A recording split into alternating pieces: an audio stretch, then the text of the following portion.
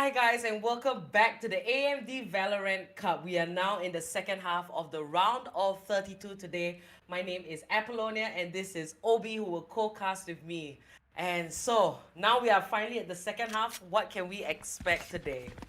Man, we have a very exciting game coming up. It is Outlaw and Friends against Anime equals HS. Anime equals HS. They've come with very dominating performances in the past. Such good players. And on the other side is also Outlaw and Friends. This team has also performed well in the past games. We haven't seen them though.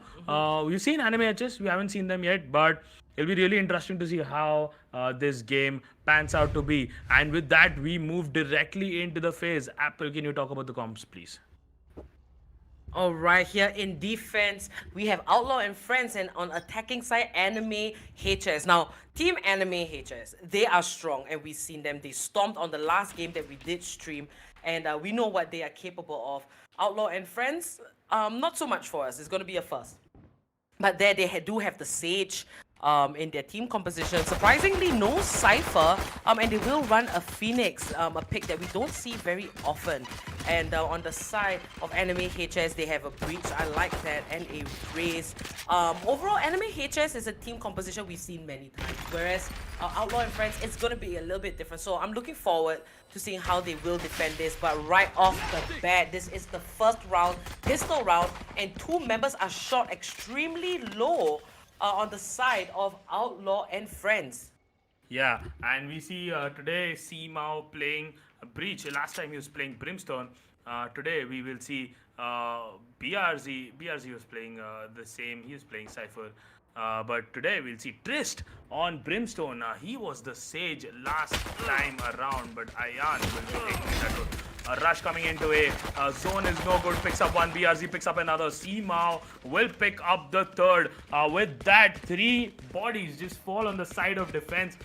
They will now plant the bomb successfully. 40 seconds on the heal. Heal just got used. A nice nade there by Raze. Won't find anybody. However, Exorcist will pick up the kill on Triss as he has a joust with him in heaven. Two members surviving on the side of Outlaw and Friends. Exorcist coming in will rotate from the elbow. Fat Hipster picks up one. Exorcist does a lot of damage. Fat Hipster picks another one, but Zone is no good. And Ayan wrap this round up for the attackers. Anime equals HS are now up ahead. Well, Outlaw and Friends, they're definitely not a clueless team. They know what is going on. And the first round will be over to Anime HS. That's 1 point for them. So very likely to see an eco come up from the side of Outlaw. And yep, that is going to be the case. So the IGN Fat Hipster, that's kind of funny to me.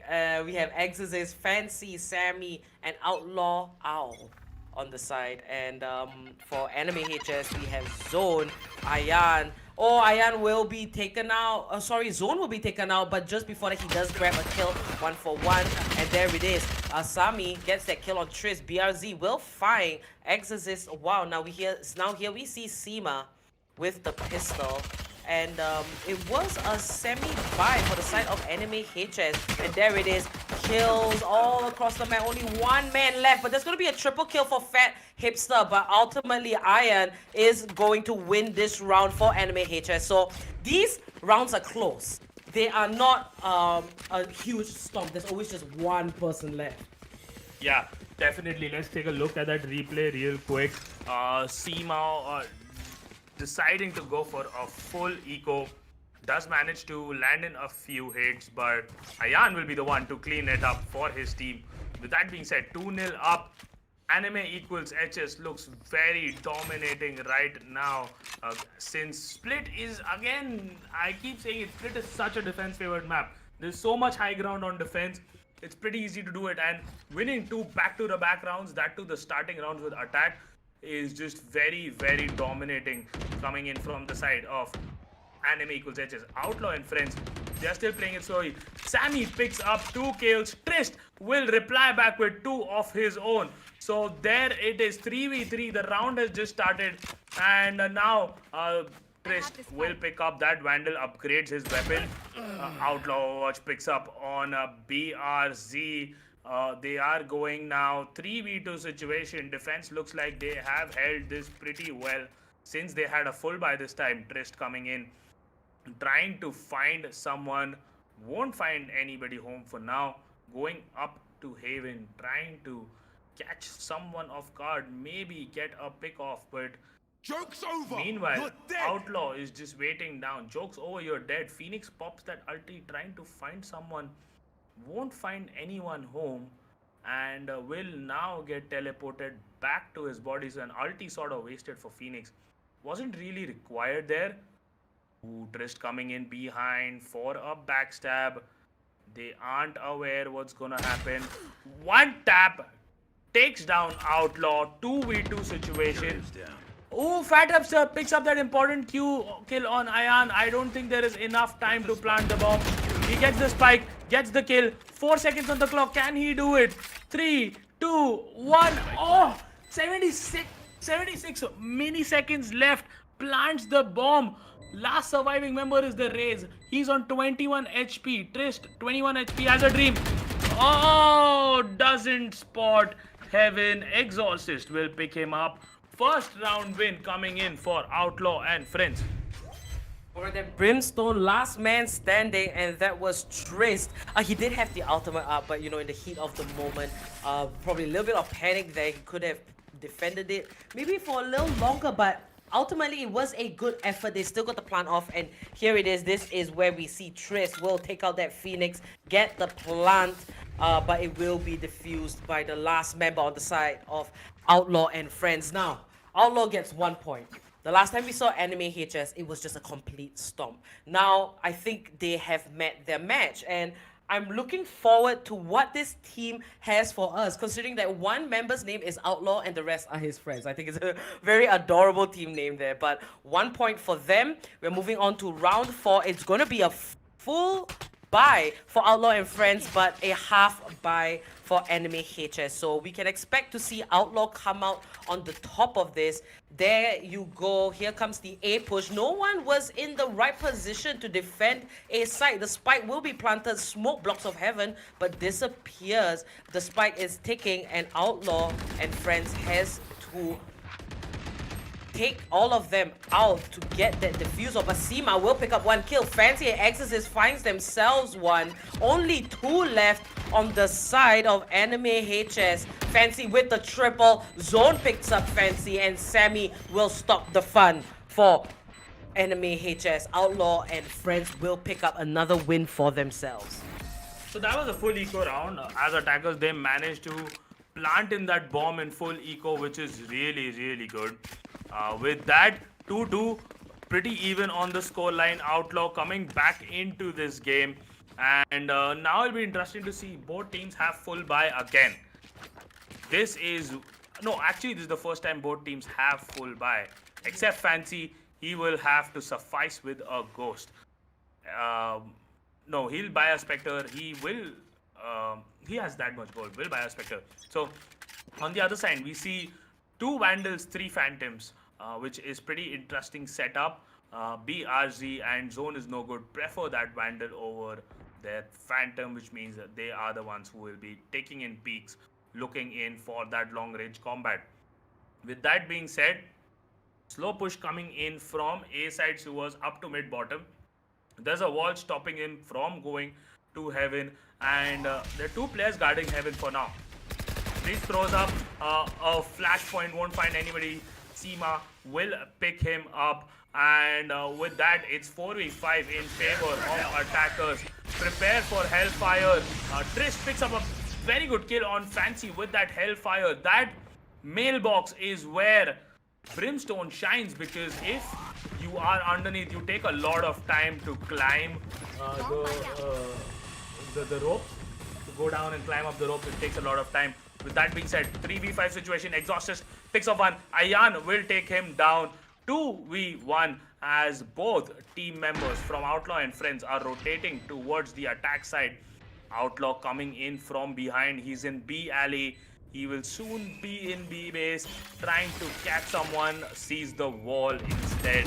Trying to bake it. Fat Hipster picks up a kill on Zone is no good. 3v2 situation. throws in a blind. Will get caught by that trap. Off your feet. Ayan picks up 1 kill. Last surviving member, Outlaw, will get taken down by BRZ. Beautiful ulti to stop them. 3-2 in favor of Anime equals HS as they pick up the first another win with that full buy coming in. Let's take a look at that replay real quick. Fat Hipster did manage to land in a quick kill from Heaven. Outlaw, he did manage to break that, came in. Fat Hipster, unfortunately, got picked off really quickly by Anan with that peak. BRZ will finish off Outlaw. With that, they take another loss on defense. 2-3. Enemy HS leading by just a little bit there, and they are doing very well in attack considering that it is a defense favored map. Now we just saw the Rolling Thunder from the breach come out, but it doesn't connect with anybody here, and this is a huge rush from Outlaw and Friends, and that is because it is a half buy. They're 1-for-1 kills, and Outlaw and Friends will pick up that gun that they managed to get from that pickoff. Now the spike has been planted onto A side. It's a 4v4 situation. Yeah, they are people at Heaven. Fire in the hole from Exorcist will find Trist. 3v4 situation. Ayan will reply back with a kill of his own. It's bang even now. Simao has other plans, tips the scales in the favor of his own team. BRG picks up another one. Ayan will wrap up the round real quick. Attackers take this again. I mean, it was an eco round, but that really nice start with that breach ulti could have got them very ahead. Unfortunately, there was only one person, that was the enemy race, waiting there, so he couldn't do much. With that being said, 2-4 and attack are much ahead, Apple. Yes, indeed, Enemy HS. This 2-round wins, they must be feeling very fiery. And Outlaw and Friends, you know, defense favored map, but they also could be better in attack, just like how Enemy HS is showing here. And right now we have the spike on that Brimstone, and Fat Hipster will get the first kill of the round and a double kill. Great defense for the B side, and Brimstone with that spike might just back off a little bit here, and the Cypher from the side of Enemy HS will be staying closer to the A side. So it's a 2. Oh, Outlaw gets another kill onto BRZ, and the last man standing as Sima falls to Sami on that sniper rifle. And there it is. They know where the last man is. It's only just a matter of time, but there, Fat Hipster with the triple kill onto Trist. Flawless round for Outlaw and Friends. They don't like that lead that Anime HS had, and that was their round to take. Man, first 3 rounds they were minorly struggling, and now they have come back with a flawless, so a beautiful performance coming in from the side of Outlaw and Friends. 4-3 in the board. Outlaw and Friends still behind by 1 point, but Sammy with that snipe came in big. Fat Hipster picking up kills after kills. Let's see another push coming in on the side of the Anime equals HS. Let's see what they decide to do. Fancy, meanwhile, will put up a wall, but there is a kink in the wall, and they might just be able to push ahead. Wall gets taken down. There is, yeah, it was not ideal. I mean, he was too far behind. Wall there was just so much space. They even broke it down, and now they're slowly starting to rotate towards a B. They're still over here near mid bottom, in what I like to call the restaurant area, and zone is no good. Had a peek of Sammy in mid. As soon as the smoke dropped, he spams through the smoke, picks up a kill real quick. Now Fancy is holding up Heaven. Slowly rotations coming in. Outlaw and Friends are down by 1 member. Fat Hipster will make it even. Pick up the kill on zone is no good. Ulti being popped by Reina. We hear the Empress go in. Outlaw picks up 2 kills in that Reina ulti. 3 kills there for Outlaw. Fancy wraps it up. 4-4, and we are bang even on the score line again. Yes, a very close match indeed on this map. This is the first time we've seen split for today. There was a lot of ascents, and there it is on that replay. Outlaw and Friends. They know what is up. Great defense coming out from Outlaw himself, while all of his friends will back him up. And there it is, triple kill. Now, moving on, this will be round 9, and it is for anybody to take. Now, economy is on the better side for Outlaw and Friends, as they have just won the last round. And it's not going to be a full buy for the side of Anime HS. And good choice, you know, they have time to bring their score up. Now, this is what happens. Outlaw and Friends, they know what is up. The attack there, 4 kills right off the bat in a span of 5 seconds. Trist will find Sammy though, but Exorcist will put a cap on that. And easy 1 more point for Outlaw and Friends. And it's going to be a buy for Anime HS, I'm presuming, for this next round of 10. I mean, it was a nice attempt. They had full eco. They just rushed B. They were like, maybe we'll get a kill. Maybe we find someone, or maybe we are able to plant in the bomb. More the merrier. With that being said, Trish did manage to pick up a kill with that beautiful one tap on the Sheriff. Sadly, the only kill they'll pick up with this round. With that, we move into the 10th round. 5-4 is the score right now in the favor of Anime equals HS. Fat Hipster rushing in towards the A side. Won't find in everybody, but will find a Cypher trap. Meanwhile, a push coming up midway. Seamau is on the other side of the watch. Sammy holding it up. Wall is placed in a very awkward position, and they will break it again. Meanwhile, push coming in from Outlaw behind. Seema picks another kill. Ayan will pick out Outlaw. Ayan reses up BRZ, and Fat Hipster is coming in from the side. Gets that curveball, will be protected by... won't be able to take a peek because of the boom bot. Drops down to 30 HP. Exorcist picks up another kill. Trist and Cypher, last 2 surviving members, both of them at very low HP. Against the Phoenix, who's down to 80 HP, can still heal himself more with that wall. And they are just holding this pretty well right now. Rotations coming in from behind as a Fat Hipster. He's looking for that play. He's looking for that opportunity, but he's playing it very slow. He isn't rushing into things. Checking out all corners at this point. Will put in the wall. Taps on for defuse. Checks if there is anybody around. Spam going through. They are holding it, but Trist will find him. Takes a full peek. Takes his head off. BRZ with that beautiful jiggle play, confusing him with those shots. 5-5. We are bang even on attack, and that is really impressive from both sides right now. Nobody is giving up anything. This is giving me flashbacks to the Vertigo versus ANF match. That was by far the closest match, and this one here, Outlaw and Friends versus Anime HS, can top that 100%. Now we move on to round 11. The next one will be the last round before the swap, and let's see what Anime HS can do here, as well as Outlaw and Friends. Only 2 more chances on this particular side that they have on the map. They got to make it count if they are stronger there. Now, here is the push from mid. The nades are coming now, and there's the flash. But Trist picks up Fancy. Sami gets a sniper shot onto zone, and Trist with the double kill.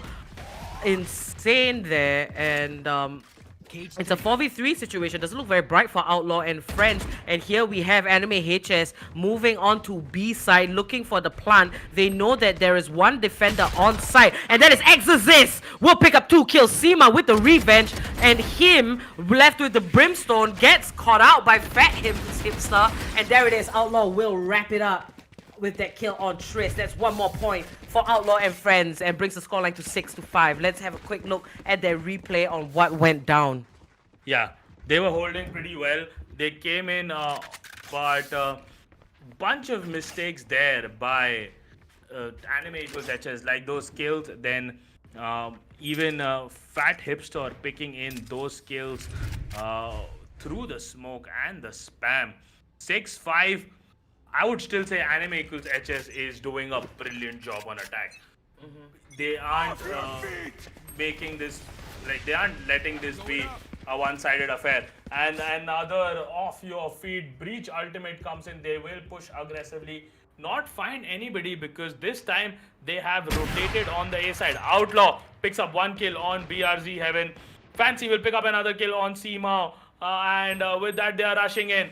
Zone is no good. Picks up 1. Fancy picks up 2 more. And defenders win this round, since it was a full eco, I think.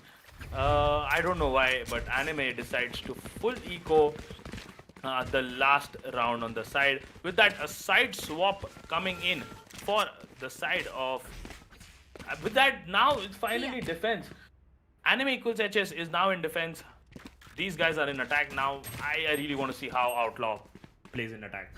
And we saw from that replay, Fancy with a triple kill, absolutely brilliant, helped to get that win for his team. Yes, and now the side swap has happened. It will be another pistol round. Outlaw and Friends on attack, Anime HS in defense. And yeah, the full eco from the side of Anime HS. I'm not sure why. Maybe the nerves got to them. It happens. But there it is. All of Outlaw and his buddies, they are gathered up right at B garage there, ready to push for this side. Slowly but surely, Fat Hipster will be the first one to take a peek. And there it is. The Sage barrier comes up. They are ready to overtake B side. Who will get this first kill? Shots are fired back and forth. Fault line. BRZ gets the first kill. But Zone with the amazing grenade gets 4 kills. What the hell just happened right there? Zone with 1 nade caught all of them on the chokehold, and it was all she wrote for the attack on the side of Outlaw and Friends. Anime equals HS. Brilliant play there by that Ray. Zone is no good. What a god move right there. They held him pretty well. A nade, wild Ray's nade appears. All 4 of them on the other side of the wall, sort of funneling through with the Sage. Gets hit with the nade, gets hit with the second prop. 4 people just drop down right there. With that, the finally an advantage on the side of Anime equals HS, as they would look to take this round on their side with the full buys coming in. Meanwhile, the other side, okay, the other side have also gone for a full buy. Zone is no good, picks up 1 kill on Sammy. Exhaustus will reply back with a kill of his own. Trish picks up another kill. It's a 3v5 situation. Why did Outlaw and Friends go for a full buy? They should have saved. Stingers are not good weapons, guys. You can't play really well with Stingers. And yeah, the unreliability might hit them a bit. Meanwhile, they are going in for a plant. Seamao picks up kill on Exhaustus. Fancy will take down Seamao. And Ayan is on Heaven. It's a 3v2 situation. Fancy. Ayan, Outlaw picks up Ayan, 2v2 situation, both of them pretty low. 2 seconds for the heal. Heal is up on Fancy. He is going to heal himself. He'll be back to full HP. And now they're just hoping Outlaw gets 1 more kill and the form of a reset. Oh, Fancy picks up a beautiful kill on Trist. Just taps his head. Will be a really nice kill. Oh, they are trying to watch him. And oh, Fancy has to reload. Unfortunately, none of the bullets will connect on the side of Anime equals HS. BRC picks up 1. Fancy will lock onto BRC. Attackers have won this one. 8-6 in favor of Outlaw and Friends. Alright, great point there. And yeah, just a quick look at the replay. And I'm not gonna lie, but that nade kill in that round, round 13, it's still on my mind. I'm still feeling the hype from there. But back into the game, and there it is. The attackers will get another point for themselves.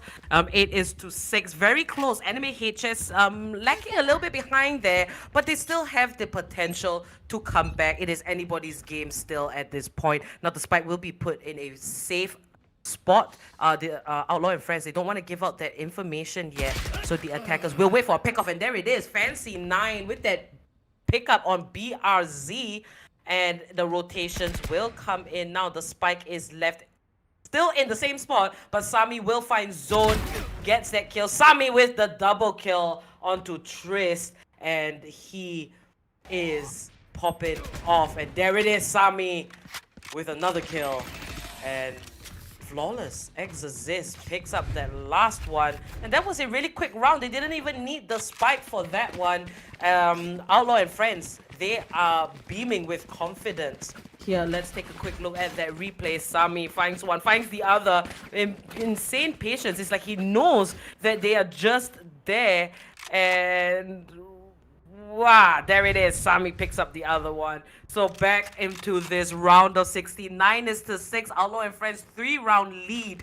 And it will be a full buy for Anime HS. Outlaw and Friends, 3 of them don't have armor. Not sure why is it, but I think it's just bugged. is it actually bugged? It could be a bug at this point, right? But here it is. The attack will be for A side. Yeah, with that full push coming in on A side, Sami picks up one, Trish picks up one more. Trish takes 2 kills, Sami takes 2 kills, and they are trading blows for blows. 3v3 right now. Outlaw will plant in that spike as the rotation comes towards the A side.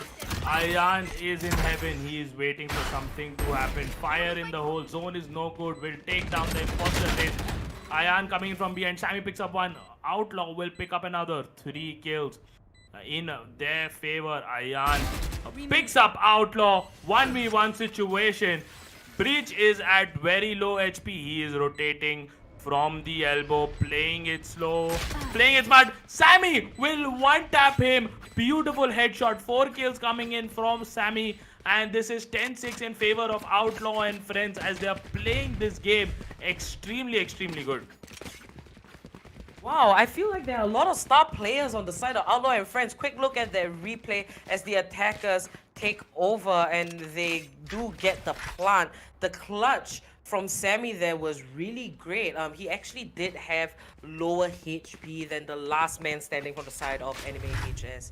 And good job for them. That's another point. 10 is to 6. Now, Anime HS, they have to pick up the pace. They can't afford any more mistakes or their victory will slowly slip by them. But there it is, a rolling thunder from Sami onto side, but nobody is there. The Molotov is going to drop Sami's health extremely low. But there it is, Zone with the double kill. The nade gets 2 kills, ultimately a triple kill. Triss picks up another one. Only 1 member lost on the side of Anime HS. And Exorcist, last man standing from Outlaw and Friends, gets that pickup onto Triss. And he will be found by Seema. Thrifty round for Anime HS. Very worth.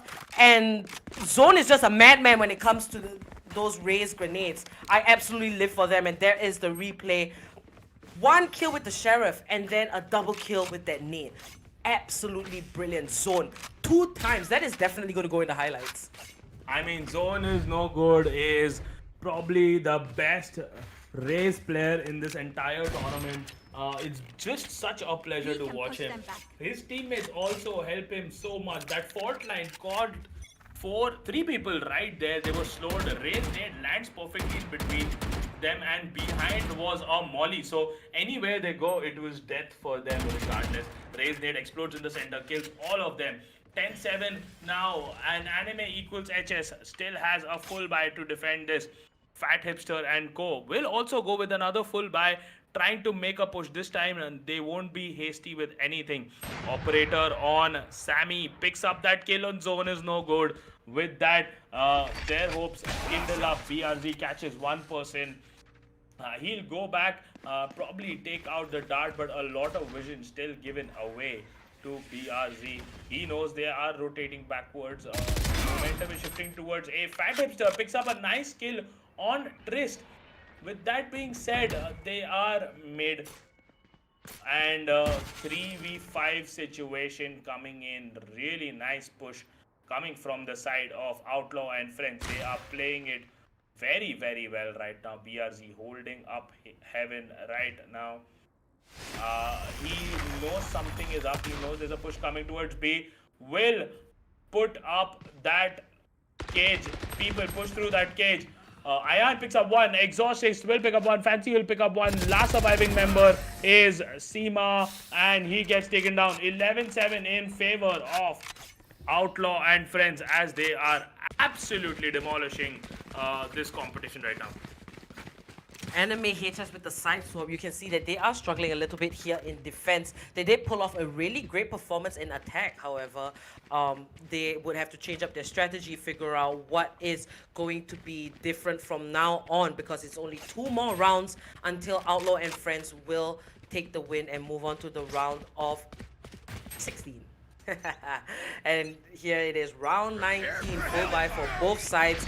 Fat Hipster will pop the run it back curveball and is gonna blind that Sage, picks up a kill onto Ayan, and it will be an infiltrate onto B side. Sami with the kill on Seema, Trist will respond, and the attackers are on site. They are ready to get the spike planted. Raze, however, from the attacker side is very far. He has to come and back his teammates up as all 3 of enemy HS will collapse. Triss picks up that kill onto Fancy, and Zone will take out Fat Hipster. And the spike, unfortunately, wasn't planted. Now Exorcist, last man standing here in heaven, sees a bullet, has an idea where the defenders are, will throw a nade and hopefully do as just a good job as Zone, but nope, he does have the ultimate Boombot Satchel. They are ready. Is he going to use his abilities? Nope. Triss with the triple kill, picks off Exorcist, and that will be 1 more point for Anime HS. Yeah, Anime Ages, they are fighting it out. They are holding themselves over here. 11-8. It's still anybody's game right now. That being said, they have an uphill battle. Only 2 rounds required from the side of Outlaw and Friends. Anime HS still requires 4 rounds to be able to win this. So they better not be making a lot of mistakes. BRZ and co just standing there, waiting patiently to see how this game pans out to be. Push coming in. They are in mid and B literally spread up very nicely. Op shop misses out. Outlaw with is right there. There is a slow up right in front of him. And Fat Hipster picks up one. Zone is no good. Will pick up Exorcist. Outlaw does a beautiful damage to BRZ. Takes down, but Ayan will take him down as well. 3v3 situation right now. Ayan has that operator. Resurrects BRZ. They don't want to take any more risks at this time. Fancy will also revive Outlaw. And with that being said, they are all here in mid towards the B side with that push going in.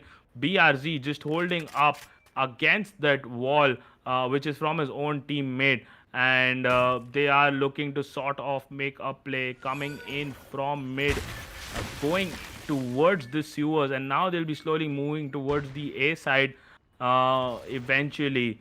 Fat Hipster waiting there in mid, hoping to see if there is a push coming in, which he can pick off.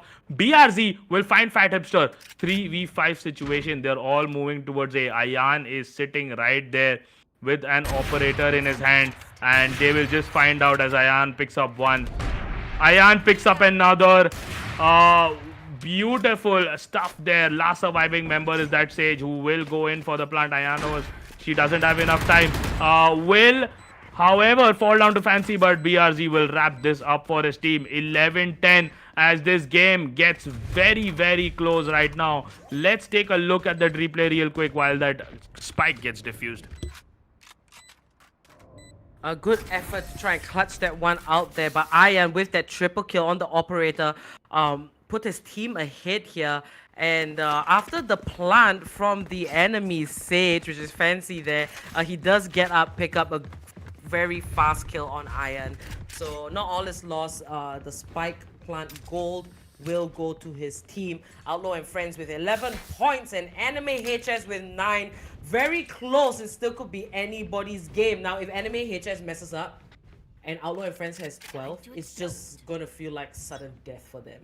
And I'm pretty sure they don't want to get into that position.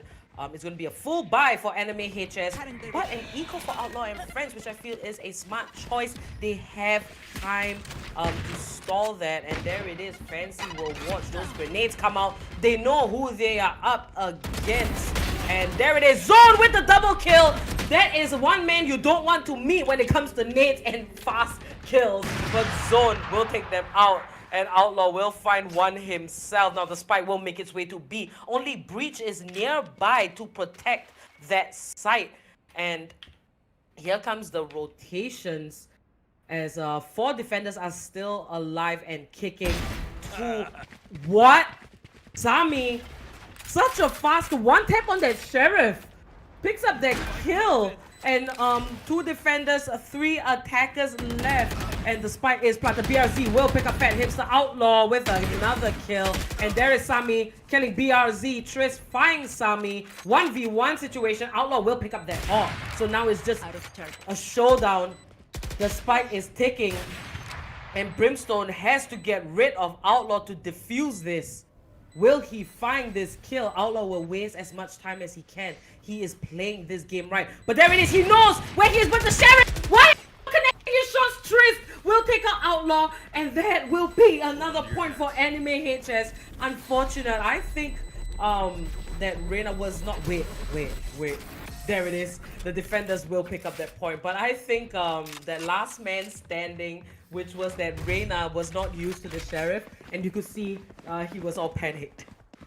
Man, 11-10. Stop giving me anxiety this game. With that full buys coming in from both sides, they'll be exciting. As we look at the replay, so you can't... First things first, again, zone is no good. You can't do a fast. Okay.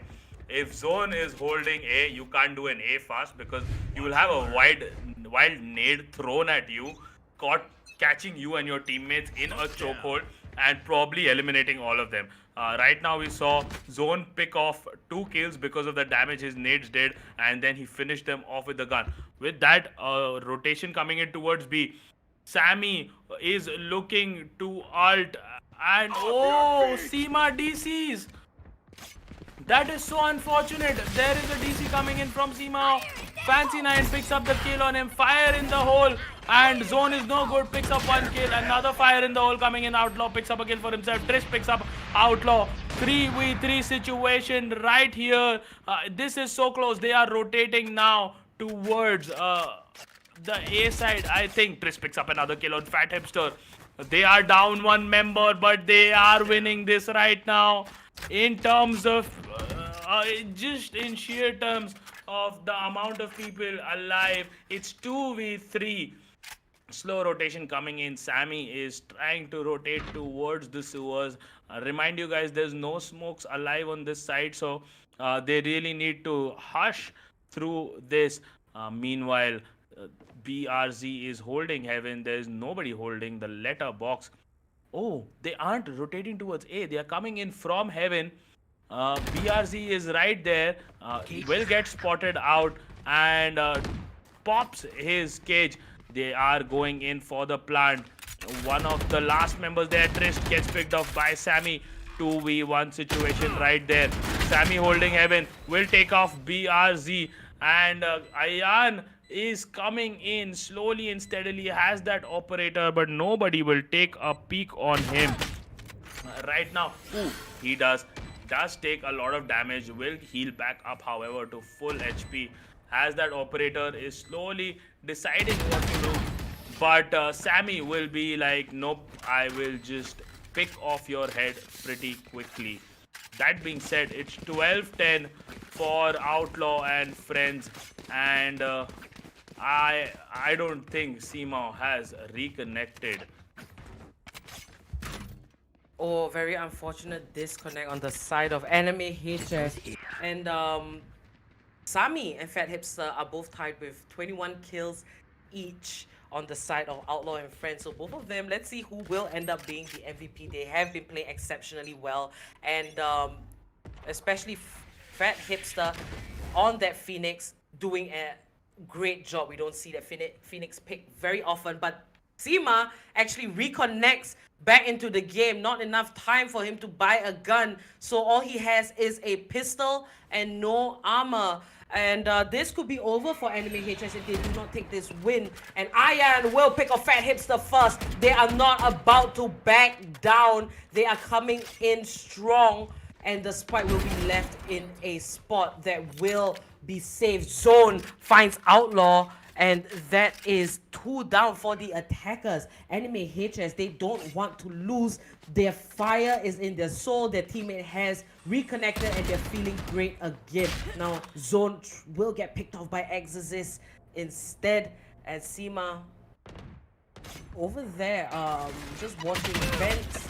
Not much happening, but Fancy will find BRZ, gets that kill, and Exorcist moves on to side. Might meet this Brimstone very soon, and there it is. Triss picks up Exorcist instead. The spike has not been planted, it just made its way here. Sami finds Triss, gets that kill. 2v2 situation, and both are Sages and Breaches. Now let's see which one will come up victorious. Sami initiates the spike. It will be planted, but there is a rolling thunder. Does not disrupt much. Seema picks up Fancy. Sami on Iron. Now it's just a 1v1 battle between both the Breaches.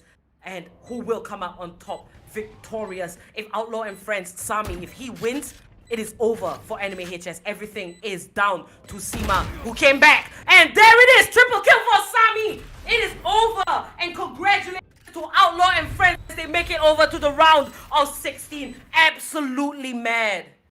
3 bullets and a dream. He didn't even reload there. My man had 3 bullets, had a dream, peeked out and picked off Seemaw's head.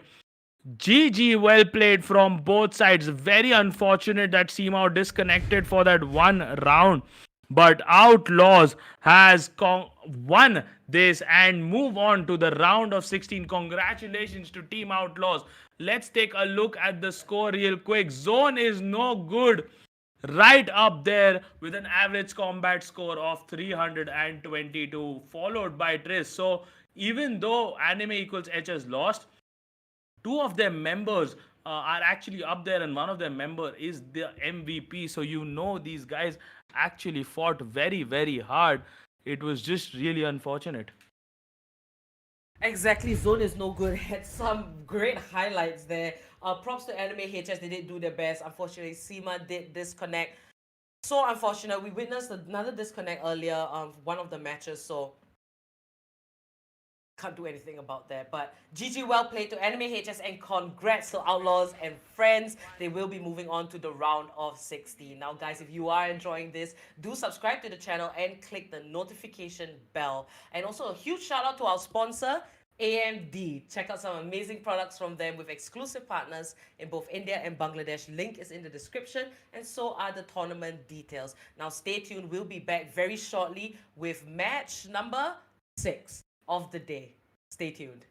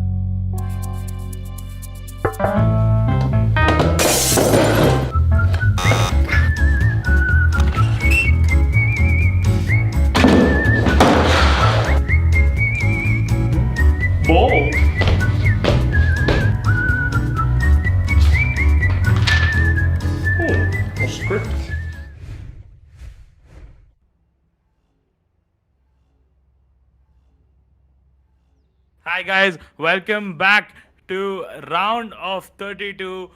This is AMD Valorant Cup. It's your boy Obi. Joining me is Apollonia, and we are down to game 6 for the day. It's Thane Peak on the defense versus Team Annihilation on the attack. And the guy with my favorite IGN is back here.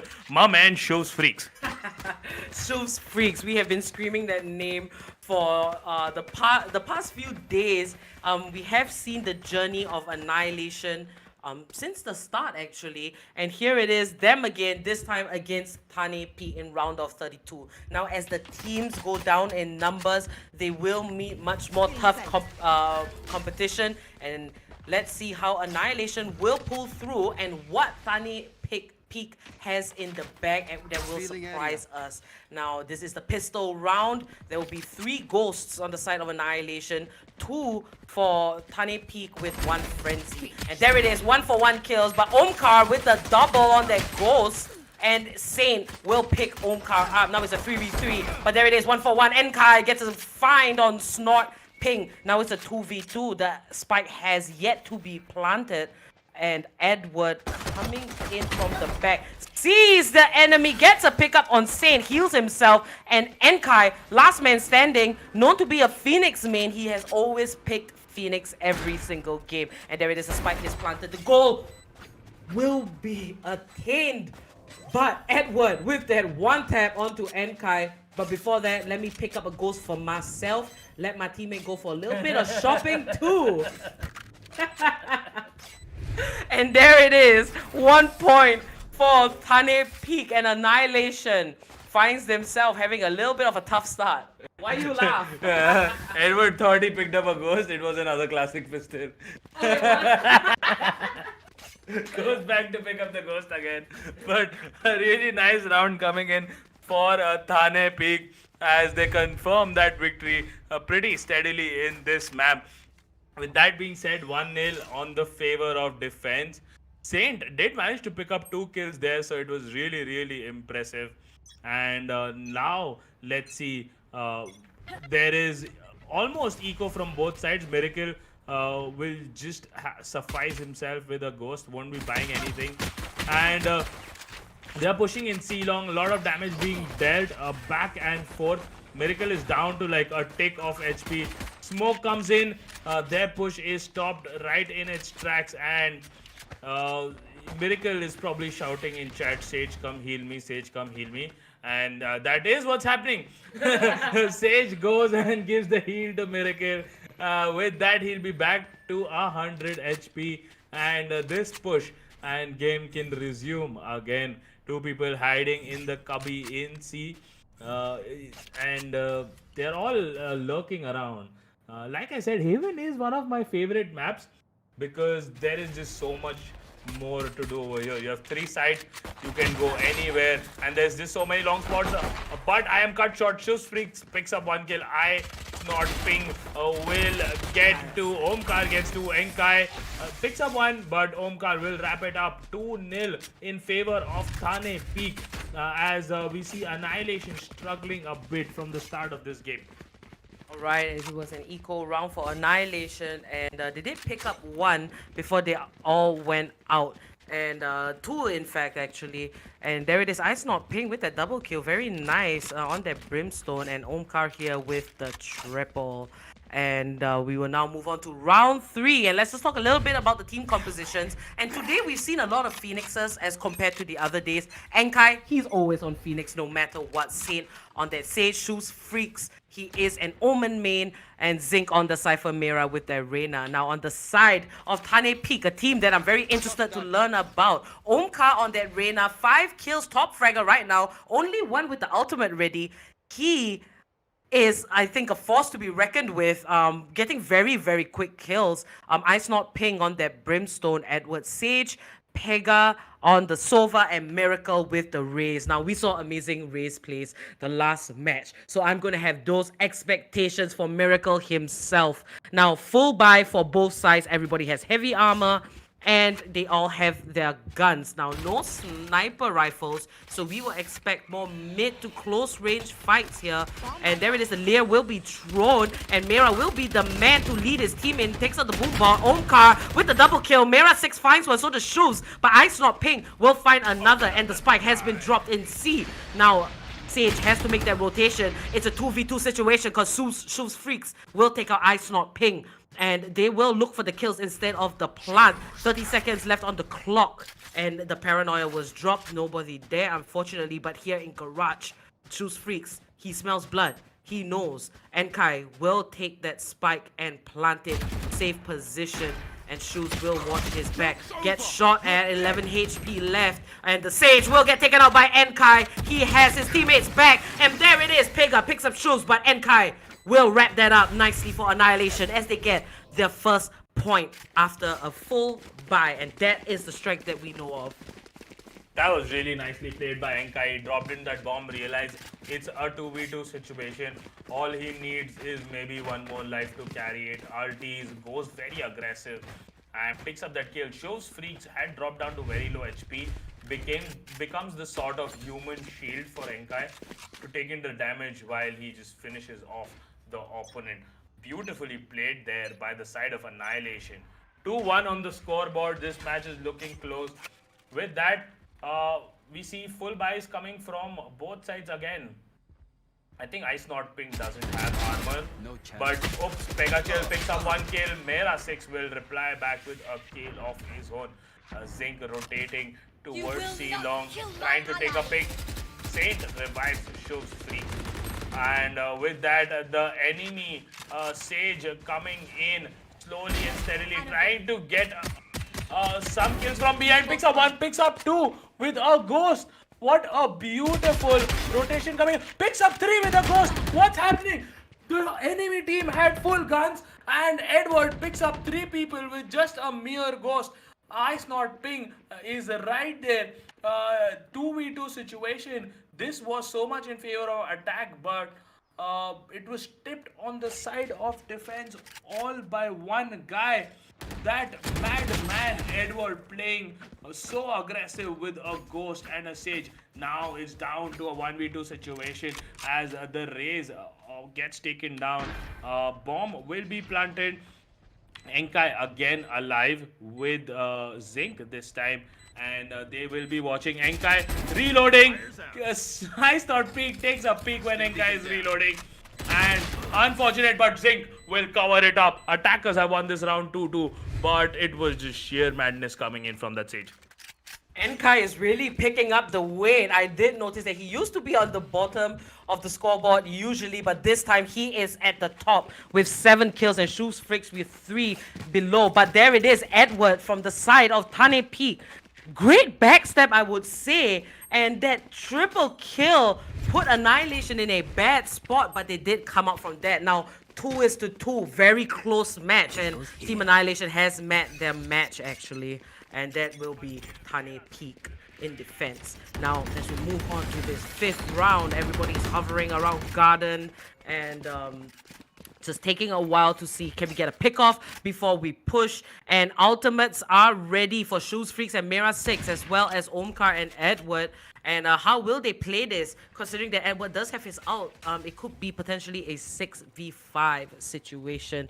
So let's go. Zinc will drop the camera, come and onto A Long, try to look for an enemy.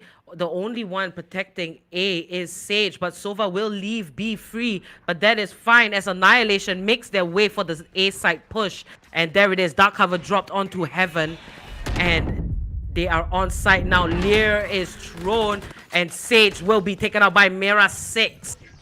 4 defenders left. They have to try and break Annihilation up. The barrier is put, covering one of the entries by Saint. Brilliant choice, I would say. There comes the nade, but Ice Not Ping will find Saint, gets a kill, and I'm surprised he didn't take him out earlier right there. But it is a 4v4 situation, and there it is, Omkar with the next kill onto Zinc, and Mera will find Omkar instead. Enkai with another Pega gets Shoes Freaks. Enkai with one more, but triple kill for Mera 6 as he wants to claim his rightful position at the top. Mera 6, such a nice player. He is been the one who has always been very, very proactive in his team. Loves to play that Reina. I think that's the only champion we have seen him on. Play that Reina always. And the lure plays, the sheer aggression he shows from Reina is just absolute delight to watch. 3-2 in favor of Annihilation, as this looks to be another close game going in. Omkar will get that free peek on Mehrab, who pick it up real quick. And two more people at C-Long, they're trying to watch. The spy cam does get taken down as he was trying to get a look where the Opper is. Omkar is still holding that position. Meanwhile, all four players on the side of Annihilation are up in this chokehold trying to figure out what to do. Oh, nice play coming in from Saint. Will place the wall defensively and take that orb. One step closer to his ultimate. Pegachill pushing in. Will take up one kill. It's a 3v5 situation. And Pegachill picks up another kill on Saint. Right, beautiful stuff going in. Pegachill, he's waiting, he is looking, trying to find something to secure the victory for his team. And Shows Freaks is the next target. Pegachill just playing it very chill, waits for the enemy team to come into him and takes him down. 3 kills for him, knows the exact position Enkai is, expecting him somewhere there, reveals area. Enkai smart enough to hide, won't be able, Pega won't be able to find him. Shock dart coming in, deals some damage, but Enkai is still in hiding. 2 seconds, 1 second on the clock, not enough time for Enkai to do anything, but he will pick up a kill on Pegachill. Unfortunately, Ice Not Ping will take him down. 3-3 on the board, bang even. This game's too close. This is a very close game, and it's ultimately Tane Peak's debut on stream. This is the first time we are seeing them, and they are pretty strong in defense here. I like the fact that they do have that Sova, very useful to figure out the positionings of his teammates. And Brimstone, you know, very good defensive pick. Surprisingly, no Cypher. We rarely see no Cypher on the side of a team. And that's okay, you know, you have different play styles and it is all very much welcomed. Now, Edward will get the first kill onto Mehrab there at A long. Now, the push will still come in. Edward, the only man, needs to communicate to his team. But first, here comes the barrier. Great form of defense. Sova will make his way over to A site as well. And there it is. Cypher is just behind the barrier. Edward's senses something actually. 3-3.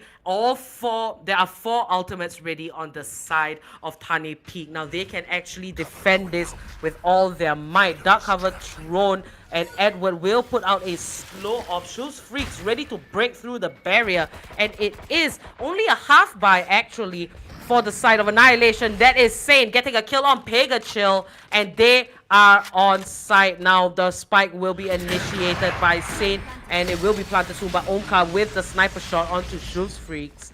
3 attackers left, 4 defenders standing strong. Zinc with a pickoff on Ice Not Ping. Omkar finds Zinc, and 1 attacker left. Miracle, nice grenade kill there, and they see that Enkai is on A long. The fire is going to be thrown out, and there is the flash. The spike is ticking, and Miracle will pick up that kill on Enkai. Pretty alright. They did get 2 kills. It was an equal round for them, and 1 more point goes over to Tane Peak as they are ahead in this game. Head by 1 point. This is so close. 4-3 in favor of Tane Peak, as Annihilation is down but not out by any means. This is still anybody's game right now. Let's take a look at the buy phase. We see full buys coming in from both sides. Omkar on that operator. He's just so destructive right now. They need to find a way to stop him. And with that, I think they're looking for a push towards B and towards the double doors. Zink will destroy Sova's recon bolt as he spots him out. Meanwhile, the double doors have been destroyed. Beautiful near throw there. Zink picks up 1 kill on Pegachill. And with that, dark covers being put out, Shoes Freak will call his team for backup. Fire in the hole coming in. Miracle picks up 1. Ice Not Pink picks up another. And you will not kill my ally. Saint resists Zink. Immediately falls down. Survives at 6 HP. Spam going through. Edward will come and pick up that kill on Zink. Enkai also dropped. This is so much chaos going right here. But Edward will pick up that final kill on Merab. 5-3 in favor of defense as the defense has started to shine back again. All right, Edward is on absolute fire there as he picks up so many kills. Quick look at that replay. Annihilation did decide to go for the B side, but the defense from the side of Tane Peak was just too strong, and we can see them thriving here in defense. Now the points will be 5-3. Beautiful round by Edward there. Now Annihilation has to find that momentum to get back into the lead for the scoreboard. Now looking at everything, there's 4 ultimates ready on the side of Annihilation and 3 are ready for Tane Peak. Now they'll take it slow. This time Seaside is on the mind of Annihilation, but Omkar will get a pick off onto Merab there. Puts Tane Peak in a better spot, and for safety precaution, Edward, he's gonna just chill at A. All of his teammates are there, but Shoes Freaks peeking, trying to get a kill before they commit to the full-on push. Yeah, with that, it's still 5-3. Omkar picks up another kill, takes down Shoes Freak, tipping the scales entirely in his team's favor. 5v3 situation is not ideal. Enkai will pick up that kill on Pegachill. Bud will drop down to very low HP. Is going to heal himself right there with that fire puddle is what I like to call. I know it doesn't make any sense, but feeling doesn't make any sense. Okay, Saint picks up that kill on Miracle. It's a 3v3 situation now, and they're slowly rotating towards B side. Zink picks up another kill on Omkar. The operator is down. C is where the bomb plant finally is going to be. Cypher pops that ulti. I know exactly where you are, and Edward will resurrect Miracle right there in hope of getting this win for their team. Edward is going in slowly, doesn't check left. He's still waiting to go in. Saint picks up 1. Miracle will pick up another. Jokes over here dead. Enkai comes in. 1v1 situation right there. Will find Ice Not Pings and kill it. Enkai coming up big today with 3 kills of himself. Enkai is feeling his oats today. I have never seen Enkai so proactive, picking up all these kills. He is having a great Sunday. Now let's have a quick look at that replay, and there it is.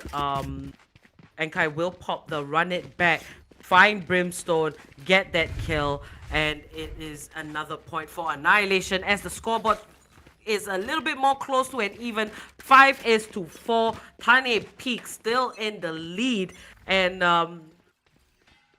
it was a good play. You know, Edward did use his ultimate, revived Miracle, but unfortunately, it didn't go their way, and it was a very quick Seaside takeover. Now, Haven, there are many options to attack. There are many options when it comes to defending. I feel like it's the most balanced map as compared to the other ones where the rest are more defense favored. And it's going to be a full buy for everyone except for Omkar and Zink, both having only light armor. Mid doors push into C garage is what is going to happen. Raze in garage heaven will be looking out at Cypher. Merab here to back up his ally, does have his ultimate, and there it is. Miracle will find a pick onto Shoes Freaks. Zink with the revenge, and the spike will be making its way to possibly C or B. Recon Bolt comes out. Will they be spotted out here? But Annihilation is taking one step at a time. Enkai with the curveball throws it out, and there it is. They see Omkar picks one. Ice Not Ping gets a kill onto Zink. Saint with the revenge, Enkai with the blind. The spike has been planted 2v3 situation where they clutch this one up. Barrier blocking the link, and there it is. Enkai looking for a kill, has to move back. Firewall is available, kills the backstab, which was Pega Chill, tries to run away, gets the reload, will come back and try to stop the defuse, but the barrier will stop him, and Omka was behind. Surprise, boy, I got you. Diffusing, and that will be a point for Tane Peak.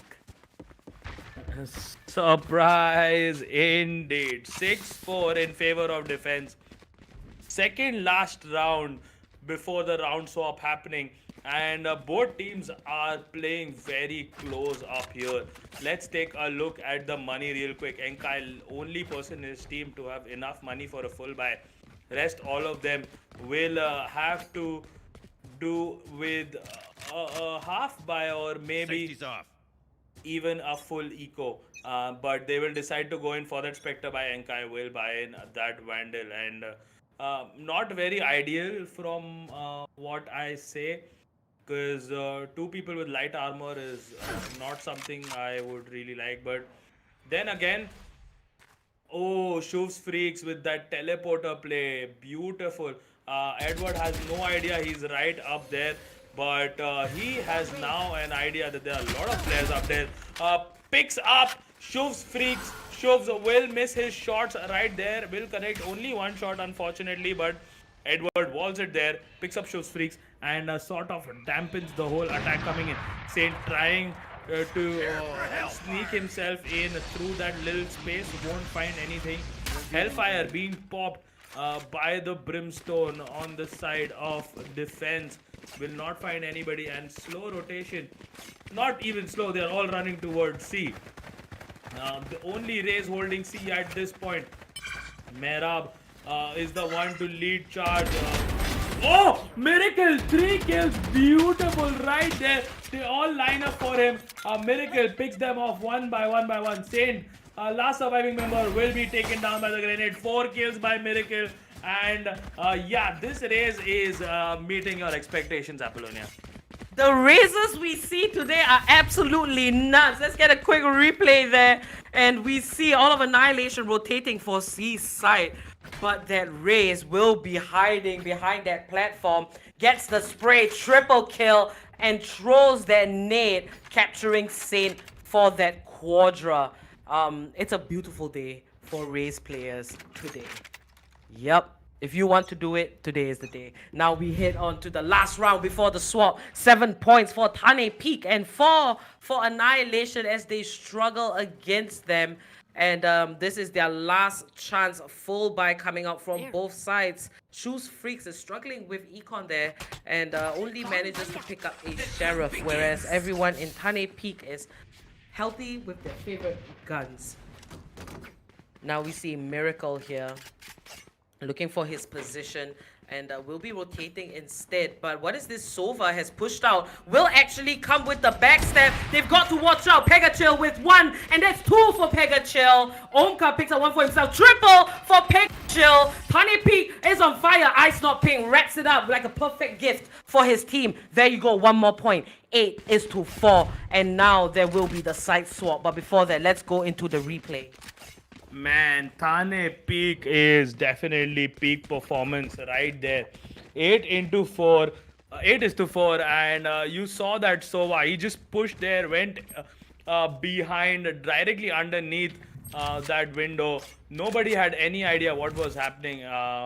He destroyed everybody right there with a beautiful backstab coming in, and now it's Team Tane Peak on the attack and Annihilation on the defense. Pega Chill will be looking to push, and this is what I love about Sovas, their fancies arrows. He is going to find out people, I think, in yeah, he will not do anything. He will he potatoed majorly, will not find any vision whatsoever, but they will rush in. Showstreaks picks up 1, Miracle destroys Enkai. Showstreaks picks up another, Zinc picks up 1, Pega picks up 1. Bodies dropping everywhere, 1v1 situation. Pega and last member alive on the side is the Sage. Pega is only on 18 HP, but Saint will destroy his dreams. Just pick him off. A funny start to that round, but it was really quick. Big deal.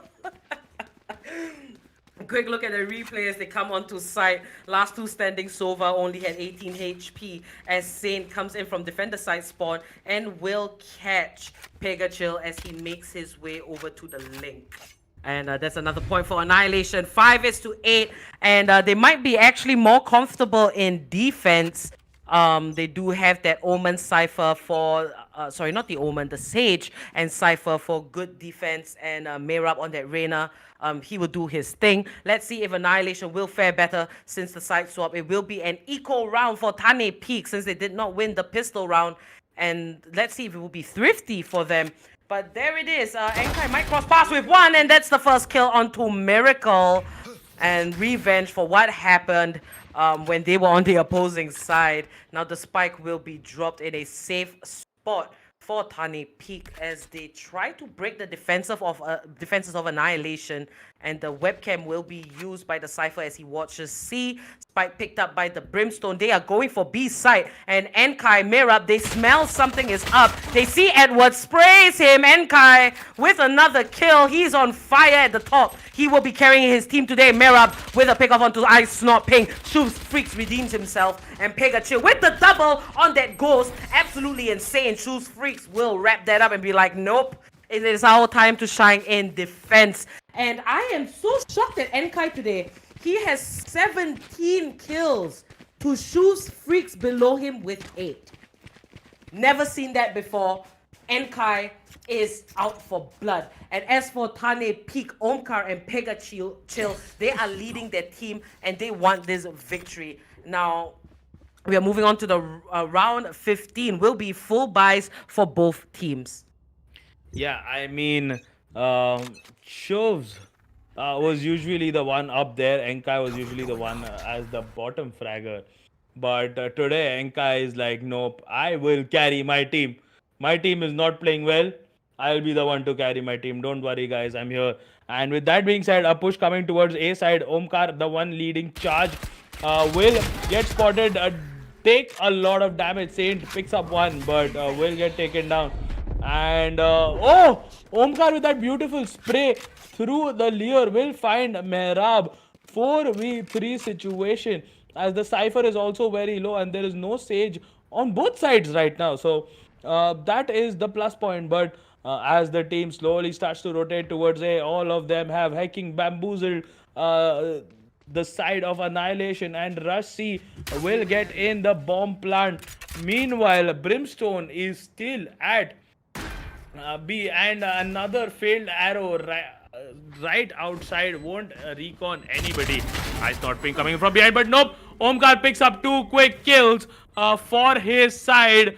Last surviving member is Enkai. Ace coming in for Omkar. Beautiful stuff. Enkai drops, and this is 3 back-to-back games, 3 back-to-back aces, Apollonia. It's a good day and a good Sunday. Great weekend. Brilliant ace from Omkar. Let's just see how he picks that one up. And there it is. That's the quadra kill. And then he will find the last man, which is Enkai, right up there in the window of garage. Very nicely done. Wow, Omkar on this Reyna. Absolutely wrecking. Now we move on to the next round. And Omkar, 21 kills strong to Pegachill with only 14. And Omkar will be the only man with an ulti up for this round. Now we see the dark covers thrown all over the map. And Pegachill's recon both seems to be giving us quite a laugh. And that last round, it went right into defender side spawn. Not sure what happened there. But moving back into the game, we see Edward here on A long. He wants to get a pick off. Great player, I would say. Did not expect this coming out from Tane Peak. Also, the first time we are seeing them. And now that they are in attack, they do have a different style as compared to Annihilation. They do spread out, wait for peaks, and they don't move a lot together as one. But now it's going to be an A-side push. Slowly and surely, the spike will be on that Sage. And here Pega is anticipating right around the corner might be a member from Annihilation. He does not want to be the first to die. And especially with all those recon bolts, he wants to do something for his team. And there it is. Edward picks off the first man, and that will be Mirab Saint with the revenge kill. Annihilation knows what's up. Here comes the rotation. Ice not Ping and Onka pick up one for themselves, and only two defenders left on the side of Annihilation. Tane Peak might get this one in the bag for themselves. Overhealed. Onka is healthy as Empress is running strong. Zinc with a pickup on Edward. Finds Onka, but Onka will get the kill instead, and there's going to be a triple for Onka. He is feeling his oats and carrying his team to victory. 10-6 in favor of Thane Peak. Let's take a look at that replay real quick. Omkar popping Empress, picks up kills after kills after kills. Enkai trying to carry his team, sort of takes a peek right there. Zinc will pick up a kill, but beautiful stuff there by Omkar. Picks off Zinc, picks off Enkai for the 3k that round, and securing the victory for his team. 10-6 is the scoreboard. The games have now started to get very, very close. It is still a best of one. We are still in round of 32, guys. So keep watching. We have more games today, as this game doesn't look close to being over. I don't think Annihilation is just gonna let it slip up so fast.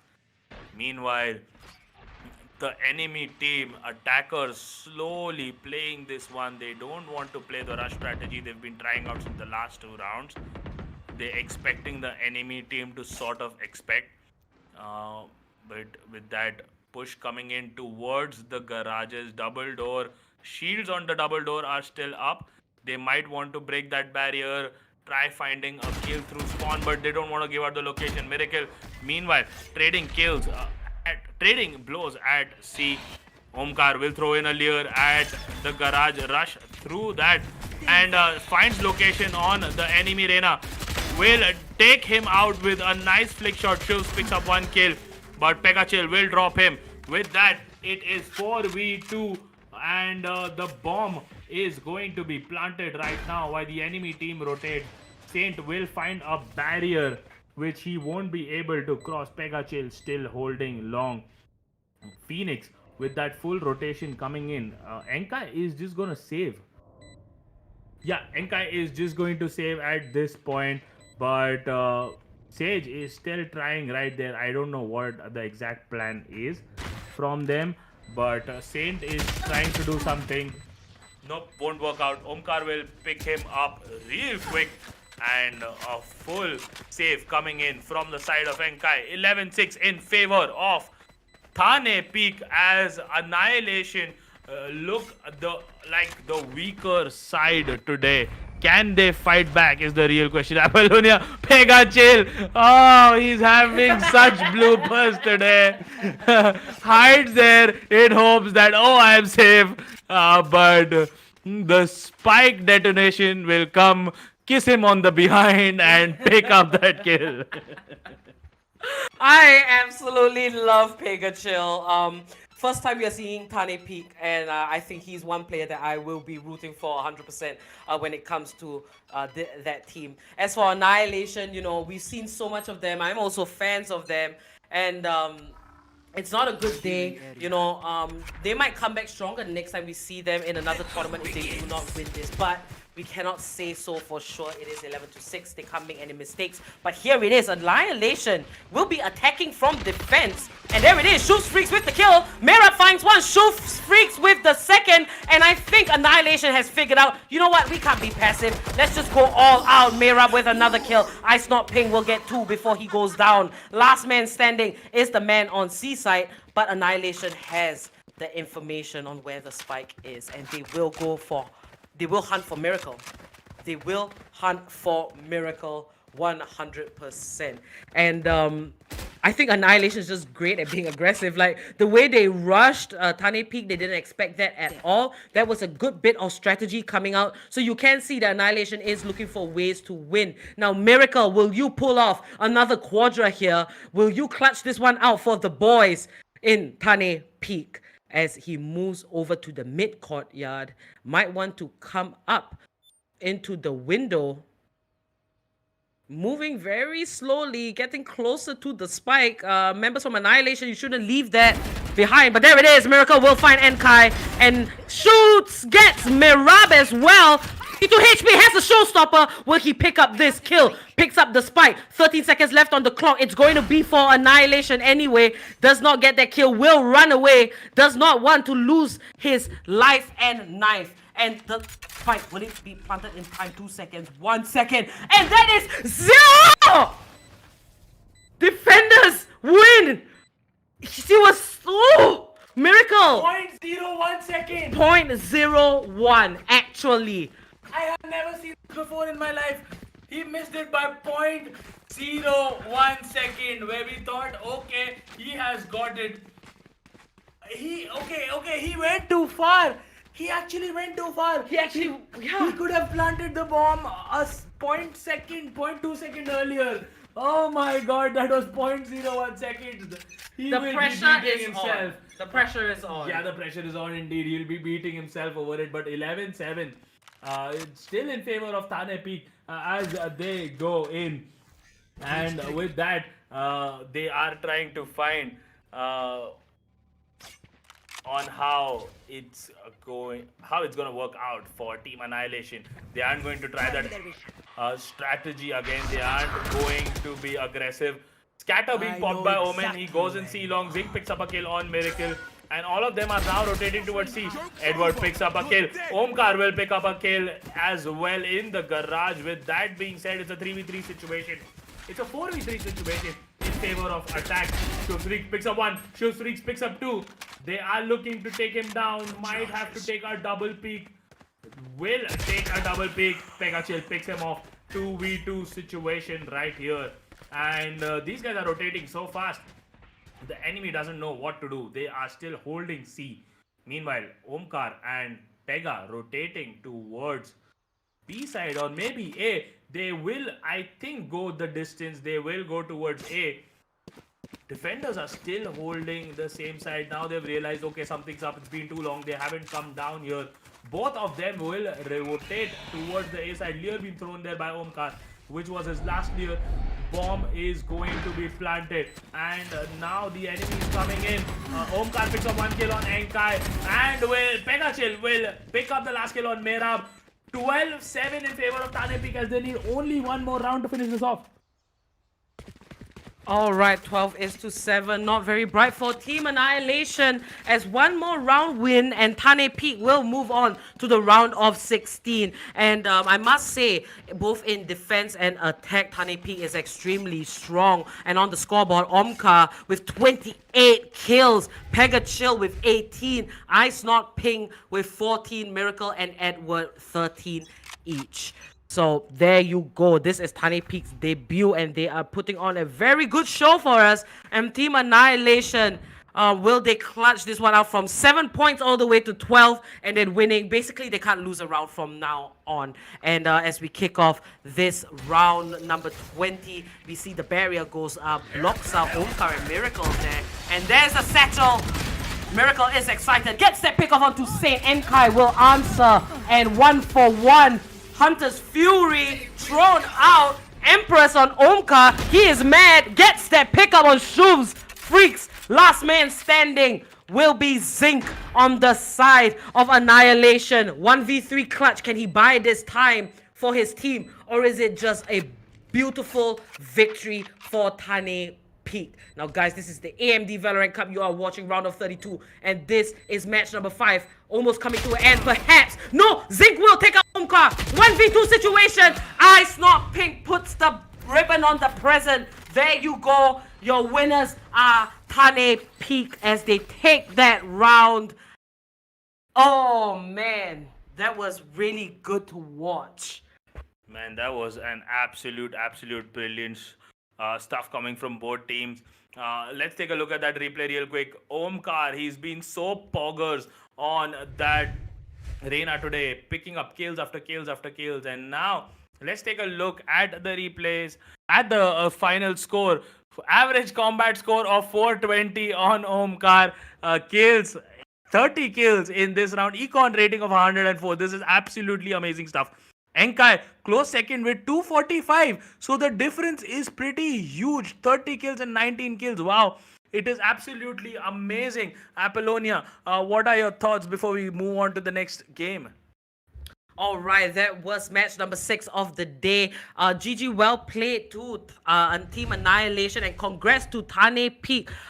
I enjoyed watching Tiny Peak a lot. Unfortunately, Annihilation, I was a fan of them as well. They don't make it to the next round. We could see them again in another tournament. There's always next time.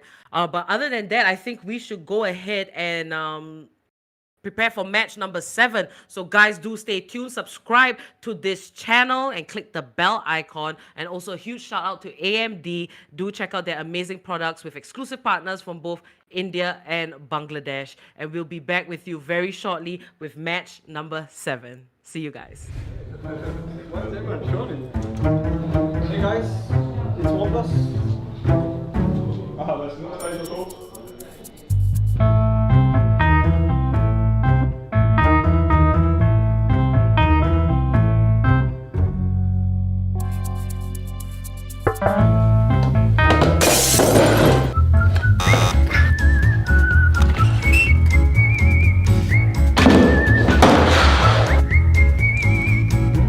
Ball.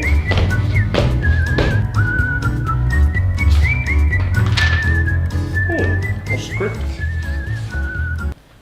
Hey, Joey here, head coach of Team Fnatic. Today we're going to be seeing just how fast this AMD 3rd gen processor really is. With more cores and threads, these CPUs should be perfect not only for hardcore gamers such as ourselves. How is Joey a hardcore gamer? But also streaming at the highest quality settings. Even more impressive is this PCIe 4.0 support to have compatibility with the fastest SSDs on the planet. Combining this with its blazing fast multi-threaded performance, it's also a beast for content creators as well. Whippo, what are you doing here? This is my video. Get back to practice or I'll drive you mad, okay?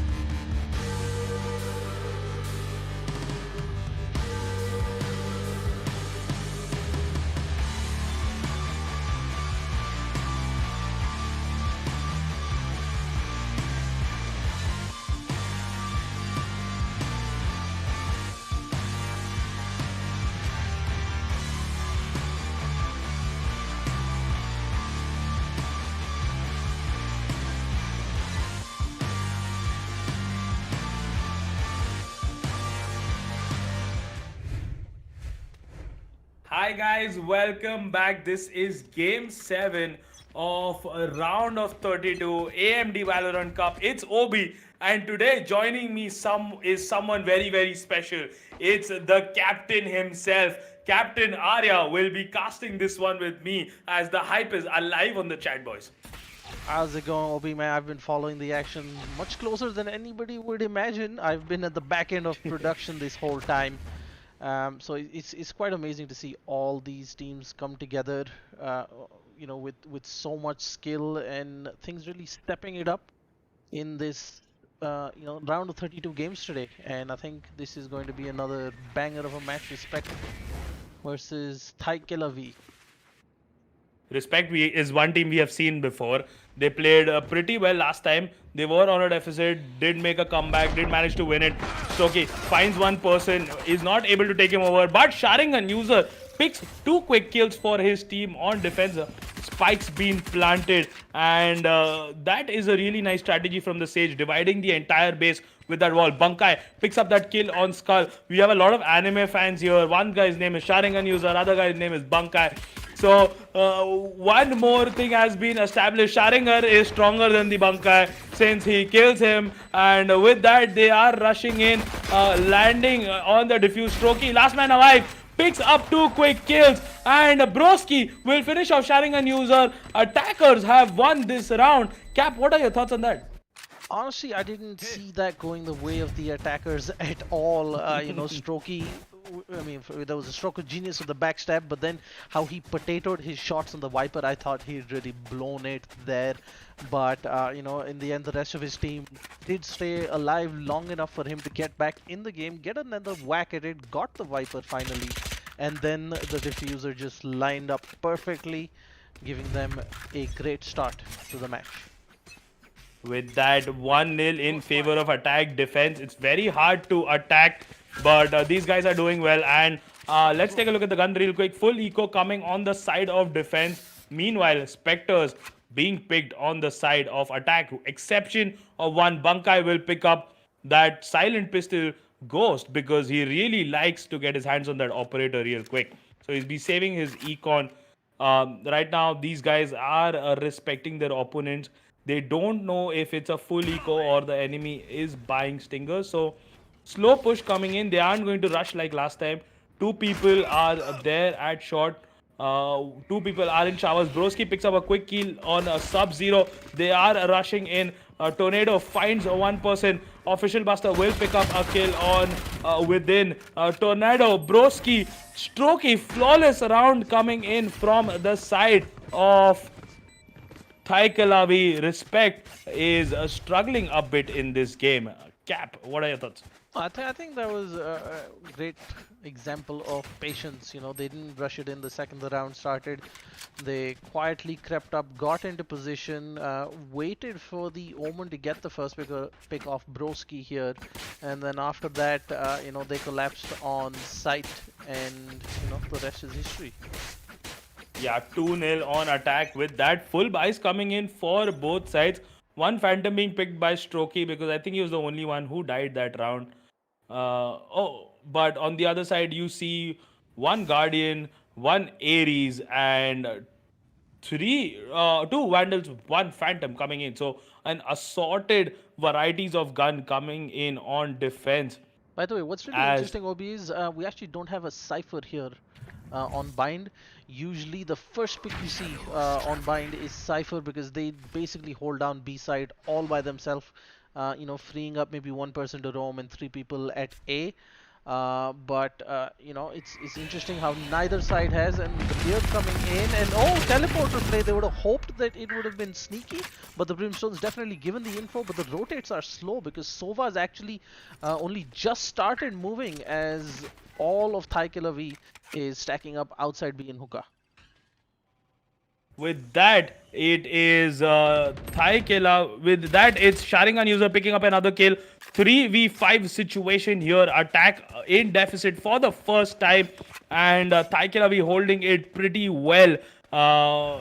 Respect will rotate towards the A side. They are...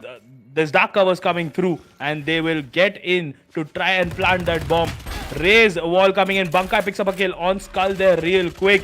And they spot someone at shot. Within won't be able to pick up the kill though. However, will deal a lot of damage. One person is in shower. Bomb has been planted. They are going to be playing aggressive. Within takes that peek. Buster picks him up. And a 3v3 situation now. Desire is going to rotate. Sharingan user picks up a kill on Bunkai. Official Buster will drop him down. 2v2 situation right here. Both of the attackers are low. Desire picks up that kill on Broski. And with that, he is going for the defuse. Official Buster picks up one more kill. And he's playing beautifully. He will play time here. Desire picks up that kill on him. But I don't think he'll have the time to defuse it. He should have gone halfway. Nope, he doesn't have the time. 3-0 in favor of Team Respect as they're attacking beautifully this time.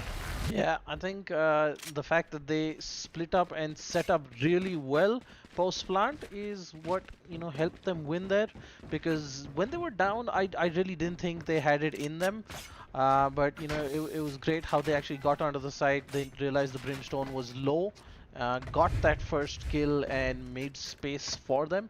Another interesting thing I noticed is actually the defenders do not have a Sage with them. No Cypher, no Sage. That is an extremely odd setup. One of the reasons they're probably struggling this early and are down 3-0. But who knows? It might play out for them in attack, right? They have that ability to burst onto side. They're hoping probably the Viper utility will come in, later on in the defense round with her ult smoke and her walls. I mean, on Bind, prioritizing Viper over Cypher is something which is pretty known because of the one-sided smokes. Yeah, but again, no Cypher and no Sage. That's no Sage is a complete disaster coming in from Thaikelavi. I mean, Sage is single-handedly the most broken ultimate in the game right now. You can resurrect one player. Yeah, you can just definitely. 65. Yeah, it's essentially 65. When Sage resurrects, you need 6 kills for an ace, no more 5 kills. So, not playing with a Sage who can split walls, split the base, it's just so much utility that Champ offers. That is one of the reasons Thaikelavi is kind of struggling here. Meanwhile, Viper wall is preventing them from coming to A. 2 people pushing in from the side of Hookah, however. Broski picks up a kill. Official Buster will pick up a kill as well. Within picks up that kill on Broski. 13 seconds on the clock. Spike just been planted. Skull picks up 1 kill on Tornado. It's 3v3. Bunkai will bring it back into their favor. 3v2 situation. Spike was planted all the way up at A. Even though that push came in. Meanwhile, Official Buster still at B, picks up that kill on Sub-Zero. Within the last surviving member, that poor Sova down to 30 HP will get taken down by Strokey. 4-0 in favor of the attackers as Respect are absolutely slaying this game. Now, see, here's where that Cypher versus Viper isn't really paying off for them, or at least maybe they could have done without one of the offensive guys on their team, because if Cypher was there on B side, they would actually had more people on A for that eventual collapse coming in from the attackers, but they had to keep 2 people. I think they had 2 or 3 people at B and 1 rotated. So it's going to be something that's going to hurt them in the long run. But then again, who knows? Desire might be the world's best Viper that we don't know about. True, very true. I mean, I find 2 duelists in the current meta kind of an overkill. You're fine with running 1 duelist, but you just need those 2 controllers to sort of get you through. And that is sadly missing on the side of defense right here. They have too many duelists, but they lack the support and controller to sort of protect the base from the enemies who are plundering in right now. Viper wall comes out ahead, will block vision. So, Cap, Viper wall is a very interesting ability. It does block vision, but passing through doesn't do much damage. So, true, but that instant as you pass through, you're a bit more vulnerable as you would be compared to a normal. So, Spirit Within with a great pick off there. Down you go. And that Tornado picks up a kill as well. Broski picks up a kill on Skulls. It's a 3v1 situation. Last surviving member is poor Sub-Zero on that Phoenix. Phoenix is, however, a very self-sufficient hero. He can heal himself. He has two flashes. He's got the heal. Yeah, it's a very self-sufficient duelist, which I really like playing. But I don't think he's going to contest this 3v1. No chance right now. He's just gonna save his gun. And like we were talking about Viper, so what the thoughts on your wall? I mean, we saw here, right? The Viper was there, the wall was there, but they just waltzed right through. So I think the Viper wall is a bit better on offense, because that's when you know, the defensive team is going to think maybe twice about retake, and that's where every second is going to matter. But when a team's decided they want to rush you, I don't think the Viper wall is going to be as effective as your Brimstone smokes or A Sage wall. or a Sage wall. Oh, the teleporter play coming in, and that's a nice little kill for Sub-Zero. Nice little exit frag coming in for Sub-Zero indeed. But like we were saying, Viper, one of the strongest things Viper can do in this map is the one-sided smoke. If you look here on the replay, right, they just waltzed through that wall. They just basically ran. But like I said, the one-sided smokes is the strongest thing Viper can do in this map. But we haven't seen a single one-sided smoke from this Viper. So that is a bit, that's a part which is confusing for me a bit, because one-sided smokes is basically you see the feet of the opponent while the opponent doesn't see anything where you're sitting or whatever you are doing. With that, Viper is now trying to hold B, and the enemy's respect is just clamping up all five together. Slowly moving in, Sharingan user picks up that kill on Tornado. 3v4 for the first time. The attack has been in deficit, and I am the hunter. Bunkai resurrect Tornado, but Spore within. He is going to use that ultimate. Doesn't find anybody. Skull meanwhile picks up that kill on Official Buster. 4v5 situation again. Strokey coming in from the showers, picks up that kill on Spore within, and Sharingan user with 2 quick kills on that defense, and 3v2 situation now. Desire, he is rotating towards That's a rather slow rotate, you know. They've got the spike here. I don't know what they were still doing at B. And again, right, if there was a Cypher, that would be one person rotating and somebody else would already be on the site. That's very true. Maybe there's a minor lack of communication, but Strokey and Omen are able to retrieve the bomb. There was nobody guarding the spike. They just take the spike, waltz away, go to B, and I think they'll be able to plant. 3 members alive, 0 guys watching the spike. Right, Reynolds jumped into the fight, followed them through the TP. Yeah, with that, Viper pushing in. Desire picks up a kill on Strokey. Omen, last surviving member, will pick up one, but Sub-Zero will drop him. And with that, the first round in favor of defense coming in. What looked like the round they almost threw again, because they just let them pick up that that spike and waltz to B to get a free plant. Let's take a look at that replay real quick. That was actually a very weird decision by them, because they had the spike, they had the numbers advantage, and you know, they just chose to you know, sit back and roam rather than guard the spike, because the enemy had to come to them. There's nothing else they could have done at that point. That's very true. Maybe it was them being greedy for kills.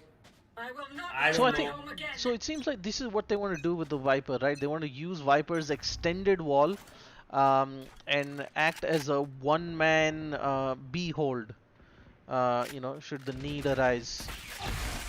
But that is sort of the problem with Viper. She can't one-man hold like Cypher does, because for Cypher to take a peek, you don't even need to actually take a peek.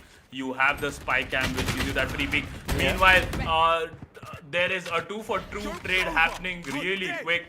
Power within does take some damage, and wall being placed. Power within will be caught in his own side. He can't move. He has to destroy the wall. Beautiful stuff coming there from the Sage. But Desire will find the last 2 kills.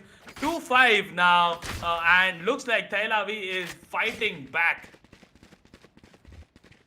Yeah, absolutely. You know, the Viper finally coming in clutch.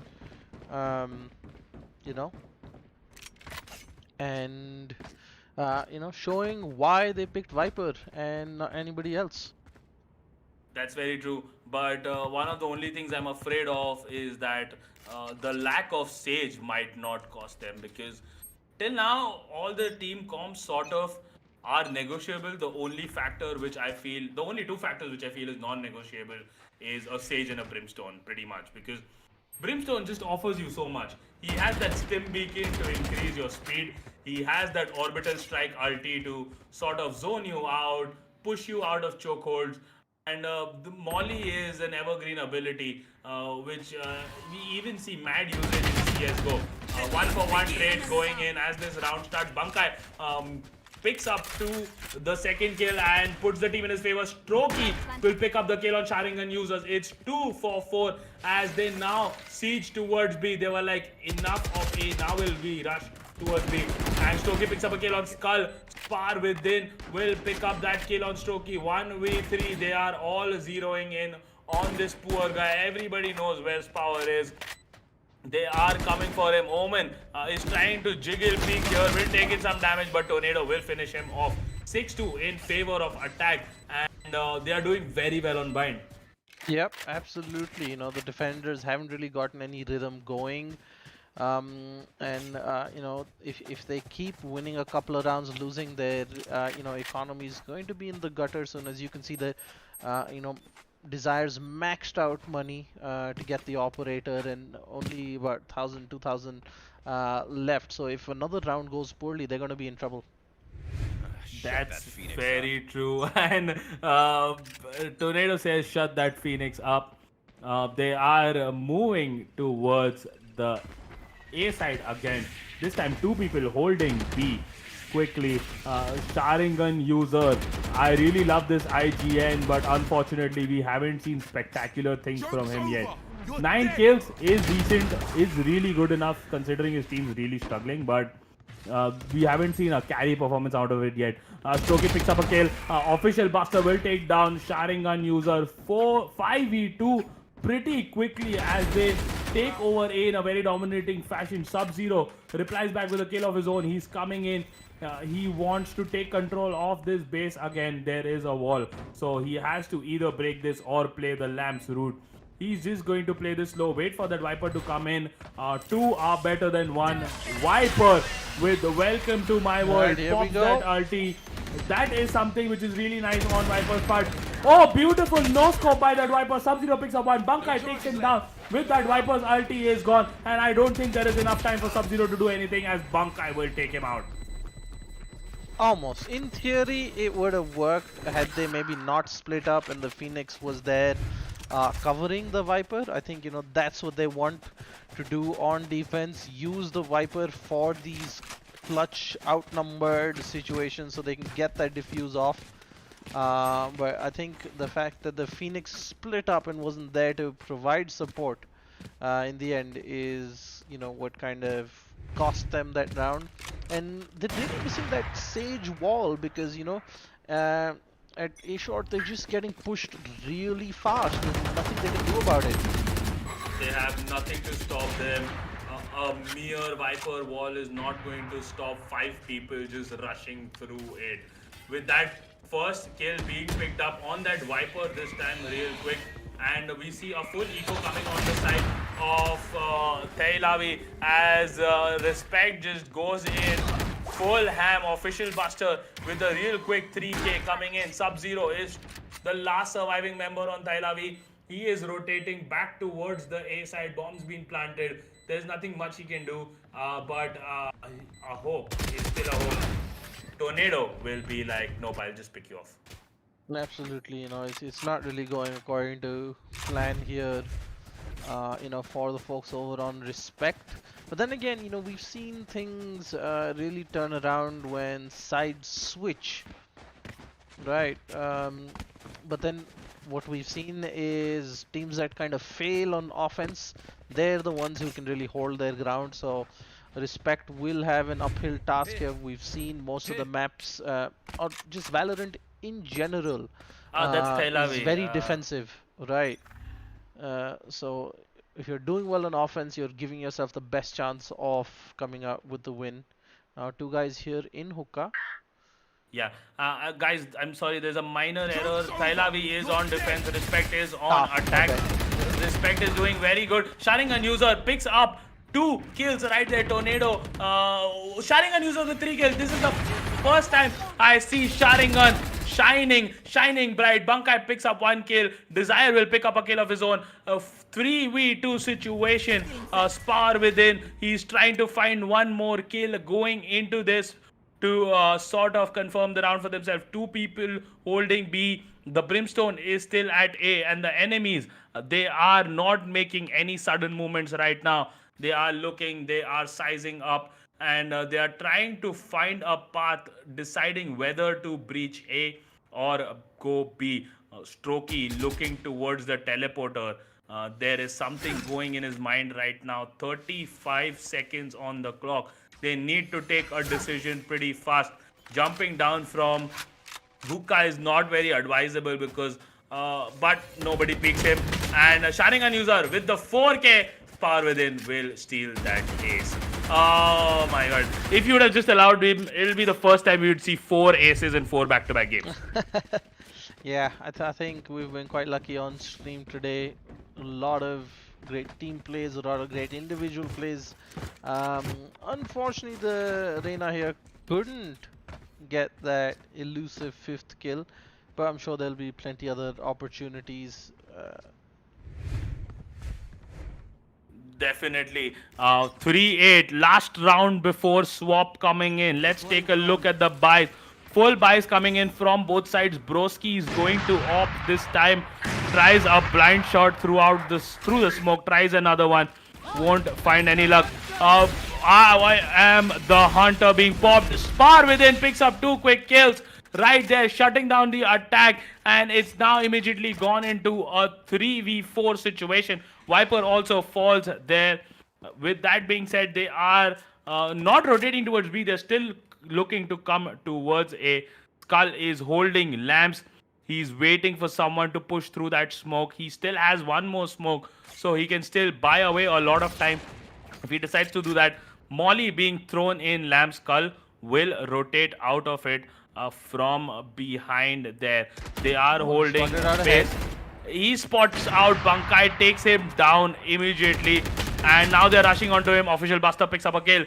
2v3 situation right there. Power within is still in the showers. He needs to come out. He needs to take a peek. They don't know Power within is in showers, but I think he did give out his location with that recon bolt. Enemies, they have 27 seconds and a really nice rotations coming from them. They are all rotating towards B. Ulti being popped on the side of Sharingan user. 2v2 situation. Official Buster with 3 kills will also pop that ulti. And Strokey does manage to plant that bomb. Strokey gets that kill on Sharingan user real quick. Will pop that ulti again. Finds where that Sova is. Power within picks up 1. Power within picks up 2. Drops both of them for 4 kills and will secure this round after probably... Okay, he won't BM. He'll just secure this round. 8-4 now in favor of Team Respect. But with that, a respectable first half coming to an end. And Cap, what are your expectations going into the second half? I think 4 rounds is at this point what more than Respect could have hoped for, given how it started, right? They went 5-0 before picking up 2 rounds. So again, they strung together 2 rounds at the end of that first half. So now it's really down to how they utilize this extra offensive burst that they have, right? And we've actually got an aggressive push coming in here from the stage. Bankai, who's got the frenzy, he's going to be looking at peeking the Brimstone and the Reina. Yeah, he's going to be looking to peek from the hookah. Jiggle peeks, doesn't find anybody. The attackers, Thailavi, are playing it really slow. Bankai and Team Respect, they've put up a very good show today. Viper with that wall will split the A base into two. The aggressive Viper walls is what you were talking about, Cap. And this is where Viper actually starts to shine. Throws in that smoke, puts Look at this up that backstab coming. wall. Look at this backstab But coming. there is a beautiful backstab coming on the side of Respect. Broski picks up 1 kill. Desire gets taken down. And with her, so does the plans of that Viper. But the remainder 4 players, they are rushing towards B. Wall being placed on long. Power within, and Phoenix will be caught right there. Sharingan user jumps from the hookah. Tornado lands a kill on Skull, and it is a 4v3 situation. Spike's been planted really quick. Tornado sneaks around. Sharingan user had no idea what's happening. Picks up another kill. Sub-Zero will take down Tornado, not before taking a lot of damage. Will heal himself behind here. Broski will be like, nope, I won't let you do that. Finish him off. 3 kills coming in for Broski, and that beautiful defuse coming in for Team Respect. Defenders have won this 9-4, and things are not looking very good for Thailavi, as they might have to go into another full eco. Yeah, I think it's bad things getting worse. Yeah, Let's look definitely. Let's look at the scoreboard here. Buster and Strokey leading things here. It's actually fairly even if you look at it in terms of kills. There's not too much difference there. But then you look at the scoreboard, right? There was always that 1 or 2 stragglers who just couldn't really get back on site.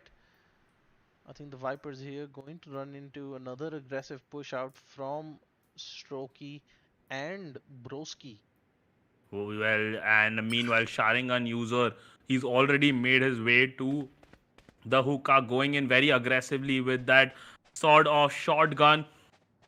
Does hear a lot of footsteps from Bunkai. Will be playing safe. You can't be very aggressive with the shotgun. Meanwhile, on A shot, Official Buster picks up 1. Desire will pick up that kill on Broski, and Official Buster picks up another. So there are bodies just dropping. Bunkai picks up another kill. Last surviving member is that Sova, but Power Within won't be able to survive for too long as Strokey picks him off. 4-10 in favor of Team Respect, as Respect is putting on a show for us today. Yeah, I think it's getting increasingly difficult for these guys to get back in the game now. 4-10 is just at the edge of what's possible. We haven't seen too many teams come back from an 8 or 9 round deficit. Once it gets to 10, 11, 12. Right now it is still at 6, so it is possible if they string together another couple of rounds. That's very true.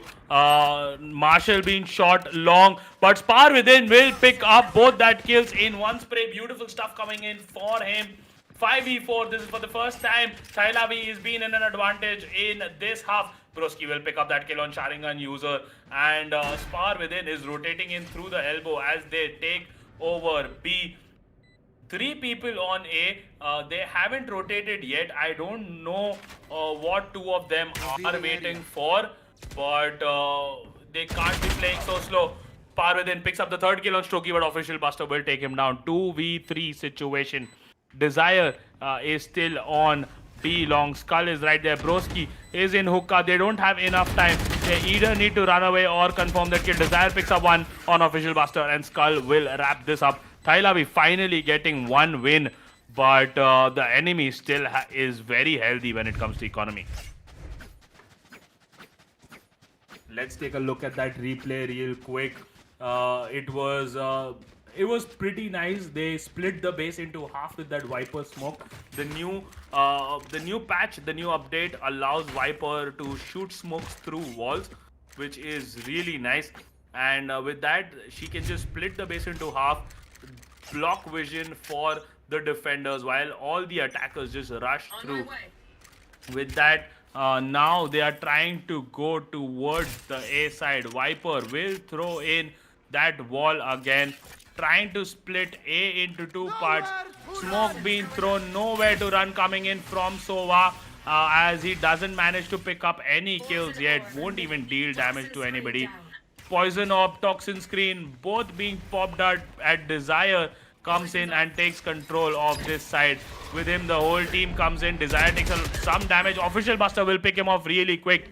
Desire, his strategy is good, but he's struggling a bit with aim today. Sub-Zero picks up that kill on Broski. Skull with a kill on Tornado. 3v3. It's bang even. Sharingan user still holding it for him. 33 HP. He will throw a Leer out. Will find Sub-Zero. Will go in for that overheal. And now it's a 3v1 situation. He just blocks off with that wall, but a really nice molly to stop that defuse from happening. With that being said, there is still timer on the clock.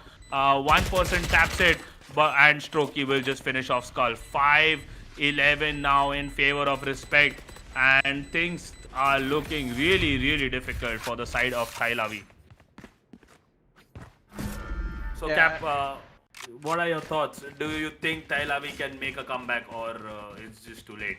I think at 5-11 is when you're not giving yourself the best of chances. They've got enough money for guns, but not maybe all their utility.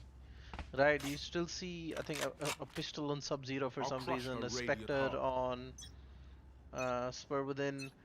So I don't know what they're waiting for.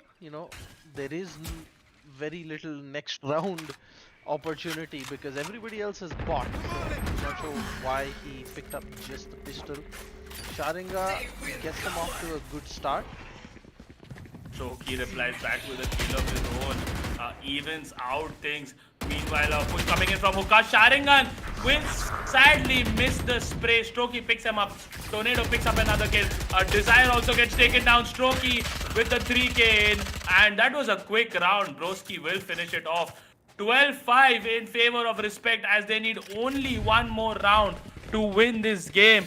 And doesn't look very bright for the attack as they have no economy on all the players. You see one Spectre, you see Spar Within is struggling to buy anything. He's just going to pick up that Marshall. You see Ares coming out on Sharingan user. Sub-Zero is the only guy with a Vandal. And on the other side, you see guns galore coming in. 4 Phantoms, 1 Vandal on that Tornado. Covers going out. Broski does pop that dark cover. Will look for the blind Sharingan user. Just standing there. Mows down 2 people with his Ares. Spar Within picks up 1 more kill. Bunkai replies back with a kill of his own. And I mean, this was a round for Respect to lose. And they have actually gone ahead and lost it. Broski was teleporting in front of Sharingan, who was holding Ares, just mowed him down like a overgrown lawn. And now, I mean, they have a lot of econ, they have a lot of chance. So Strokey might be rotating, he might try and pick up a kill. He is definitely coming towards the P side. Picks up 1 kill on Spar Within. And now it's a 3v1 situation. Strokey goes in, will drop down to Skull with a beautiful headshot. 6-12, and attackers have finally won another round on attack. Yeah, like I said, they need to not let up any pressure at all because they've lost that control of their fate, right? Because the second they slip up now, it's game over. So it's from here on to the finish line. They cannot slow down. Will Desire, really show up and show us why they actually picked this Viper? Truly, it's more or less YOLO from this point for Thailavi. If they do manage to pick up, they will go ahead and maybe try and make a comeback, but it's not looking very bright. Broski will go for a full eco, just picks up a Sheriff, but will pick up Sharingan user with a beautiful headshot on that Sheriff. 4v5 as an official Buster and Omen are still watching a push coming in from short. Will go back, and all 4 of them are now gathering in. 2 shock darts being thrown, base being split by that Viper wall, and they are coming in slowly. Jokes over, you're dead. Phoenix shouts as he runs in. Sub-Zero will go take a look on Lamps. Doesn't find anybody. Oh, official. Just sees official Buster, but doesn't have enough time on that ultimate. Will get teleported back. And official Buster running in. Picks up one, picks up two. Beautiful stuff coming in. 2v4 attackers are struggling right now. Picks up 3, does have that Empress, won't pop it yet. Last surviving member is Sub-Zero, picks up 1, but Strokey will wrap it up. And congratulations to Team Respect for making it through to the next round. Hard luck, Thailavi, but it was more or less a one-sided affair going into this game. Absolutely. I think that lack of a Sage more than anything hurt them, right? They couldn't stop those early rushes. They didn't have the heal or the revive to really come in and help them out at the late stages of every round. And I think overall, I think they lost it in the draft phase itself when they were picking their teams.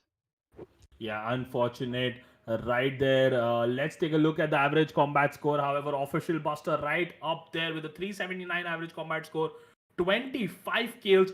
Strokey right behind him with 20 kills. Sharingan user with 17 kills. Will have only 1 point difference between him and Strokey with an average combat score of 290. Really nice effort coming in from Sharingan user. Unfortunately, wasn't enough to carry his team. That burden of not having Sage cost them the game, and Thailavi will be eliminated.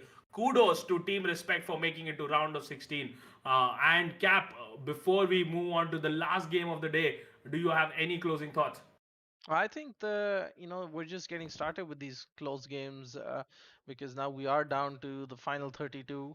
We've had 14 of them play already. We got 2 more games tonight, and then we got 8 more matches tomorrow. I think the competition's only going to get closer, and I can't wait for the next game, guys. That's it for this match. We're going to be back in just a few minutes with Game 8 of the first day of the round of 32. Big shout out to our sponsors, AMD. Do check out some exclusive offers from partners in both Bangladesh and Sri Lanka. The links are in the description. And don't go anywhere because we're going to be back with more Valorant action in just a few minutes. Why is everyone shouting? Hey guys, it's one of us. That's not how you go.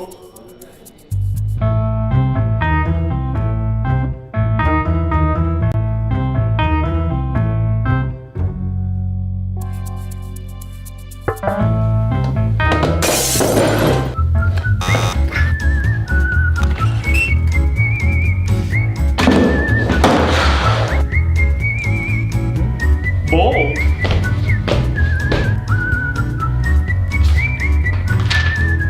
Oh, script. Hey, Joey here, head coach of Team Fnatic. Today we're going to be seeing just how fast this AMD 3rd gen processor really is. With more cores and threads, these CPUs should be perfect not only for hardcore gamers such as ourselves. How is Joey a hardcore gamer?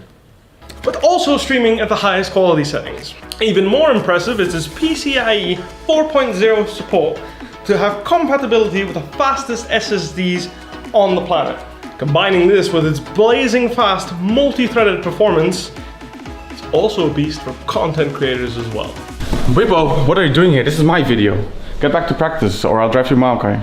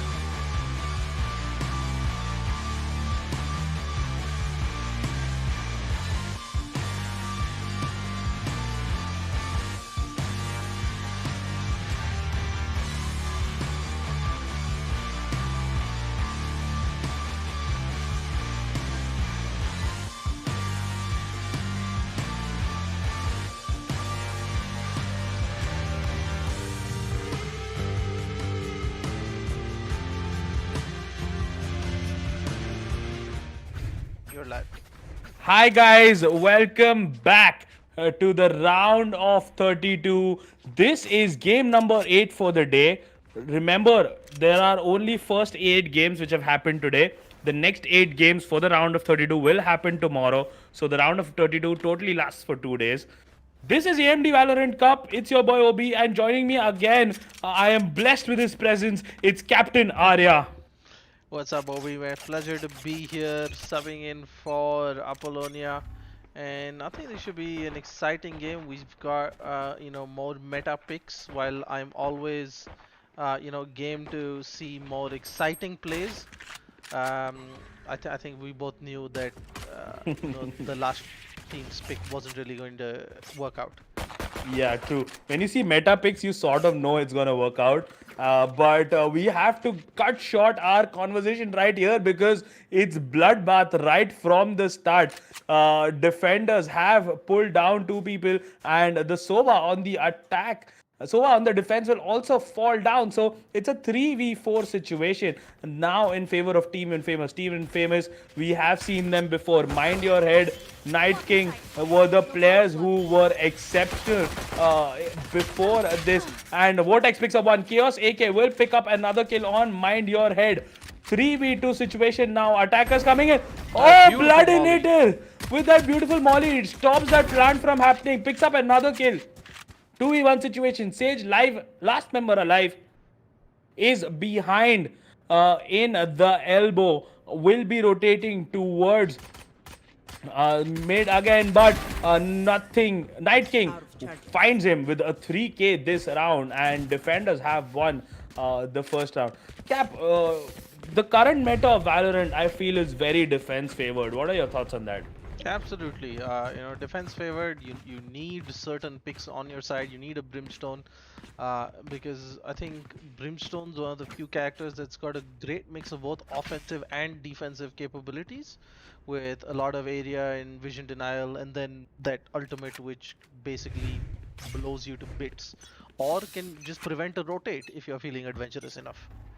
That's very true. But I feel with a lack of offensive abilities, which can absolutely help you take control, like Yeah, the for sure. flashes are not that strong in this game.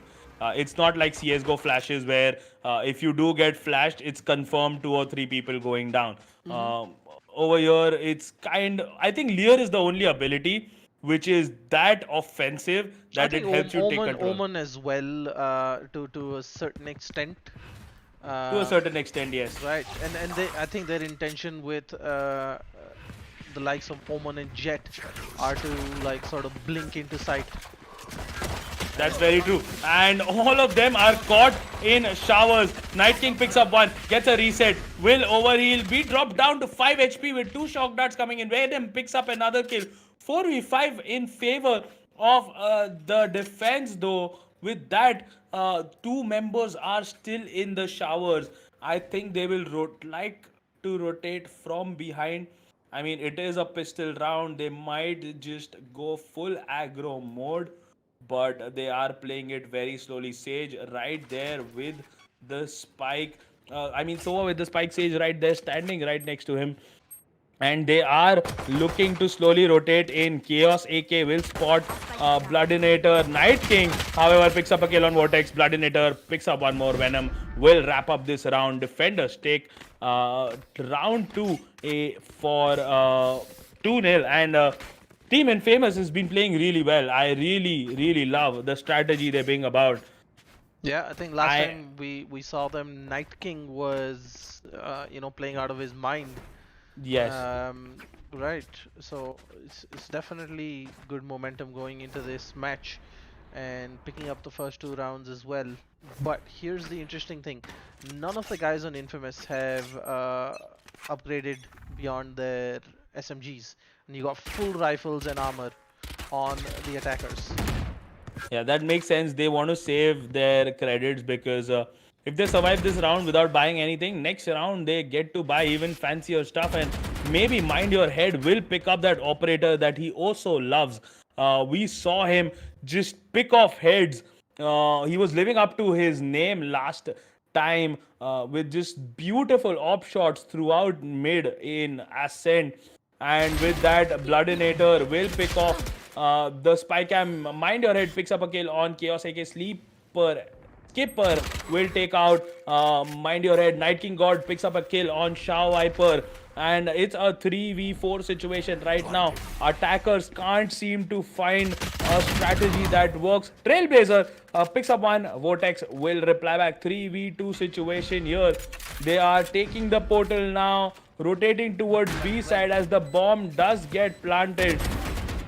Night King picks up one more kill. They are here in the base. They're going to and be so confused right now because they have no idea that the Cypher is nowhere near the site.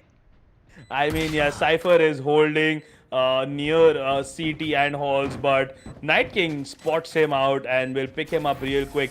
3-0 in favor of defenders, and with that, the attackers' economy has shattered again. Oh yeah, that's not how they were hoping it would have gone with those rifle buys on the side of second guns. You know, they were hoping to take those one-on-one duels at, you know, a little longer distance and then, you know, have the rifle trump the SMGs. Unfortunately, you know, they were a bit haphazard in their approach and got picked off one by one. And I think the fact that it was just one man left, it was never going to, the outcome was never going to change. That is definitely true. And let's see at the buys. Mind Your Head finally picking up that operator. And I will be interested to see if he gets a lot of kills. Bloodinator going very aggressive, pushing in through that smoke. In showers, picks up one. Night God picks up another. Chaos with that beautiful one tap on the head will pick out Night God. Eddie is booby trapping so that there is no push coming in from Hookah. And they will be looking to push in a shot. Tries to spy someone out with that cam, but unfortunately the cam will get taken down and they have no options but to rotate themselves towards the B side. 3 people alive on A. Slow rotations coming in towards Hookah. Eddie will go in with Chaos, but they take a U-turn again and now they're going towards A again. It's a bit indecisive coming in. They expect the enemy team to also mad rotate, but they aren't giving audio anywhere for them to be confused. Bloodinator meanwhile picks up a kill on Shao Viper. It's 2v4. Operator shots being fired left, right, center. Just the sound of that gun scares the hell out of me because even if it grazes by your chest, you die. Venom picks up the last kill on Chaos AK 4-0 and defenders look very, very dominating right now. Well, considering that was a full eco round, I didn't really expect anything else coming out. Now I think they finally have decent money, you know, to, and of course the loss bonus to get themselves enough this round and potentially the next, even if they don't win. So I think now we're gonna truly see what these guys in the Sekigans are capable of. Yeah, definitely 4-0. We are in the 5th round, and if they lose against, they will go into maximum loss bonus. With that being said, there is a push coming in from Hookah towards B side. They've realized, okay, we have pushed A enough times. It's not working out for us. Let's try something different. And Mind Your Head will live up to his name again. Just sees Skipper's head, picks it off real quickly, shutting off that push. Bloodinator with that aggressive push coming in will wrap up another kill. And with that, Chaos AK blocks the portal. He will be looking to maybe pick up a kill and then get that revive. Bloodinator picks up another kill on Vortex. Spikes down. Chaos AK picks up that kill. His revive is up. 2v4 right now as the enemies are pushing in aggressively, holding in that spike. They don't have the spike. The attackers need to find a way out on this one. Meanwhile, Eddie and Brimstone. World of pain here. That's very true. Molly being sent out over there right outside Hookah. Eddie is still waiting patiently. He does want to get his spike. He's like, guys, just let me pick up the spike. Will go in, pick up that quick kill on Venom with that beautiful headshot. does get spotted out by the enemy team.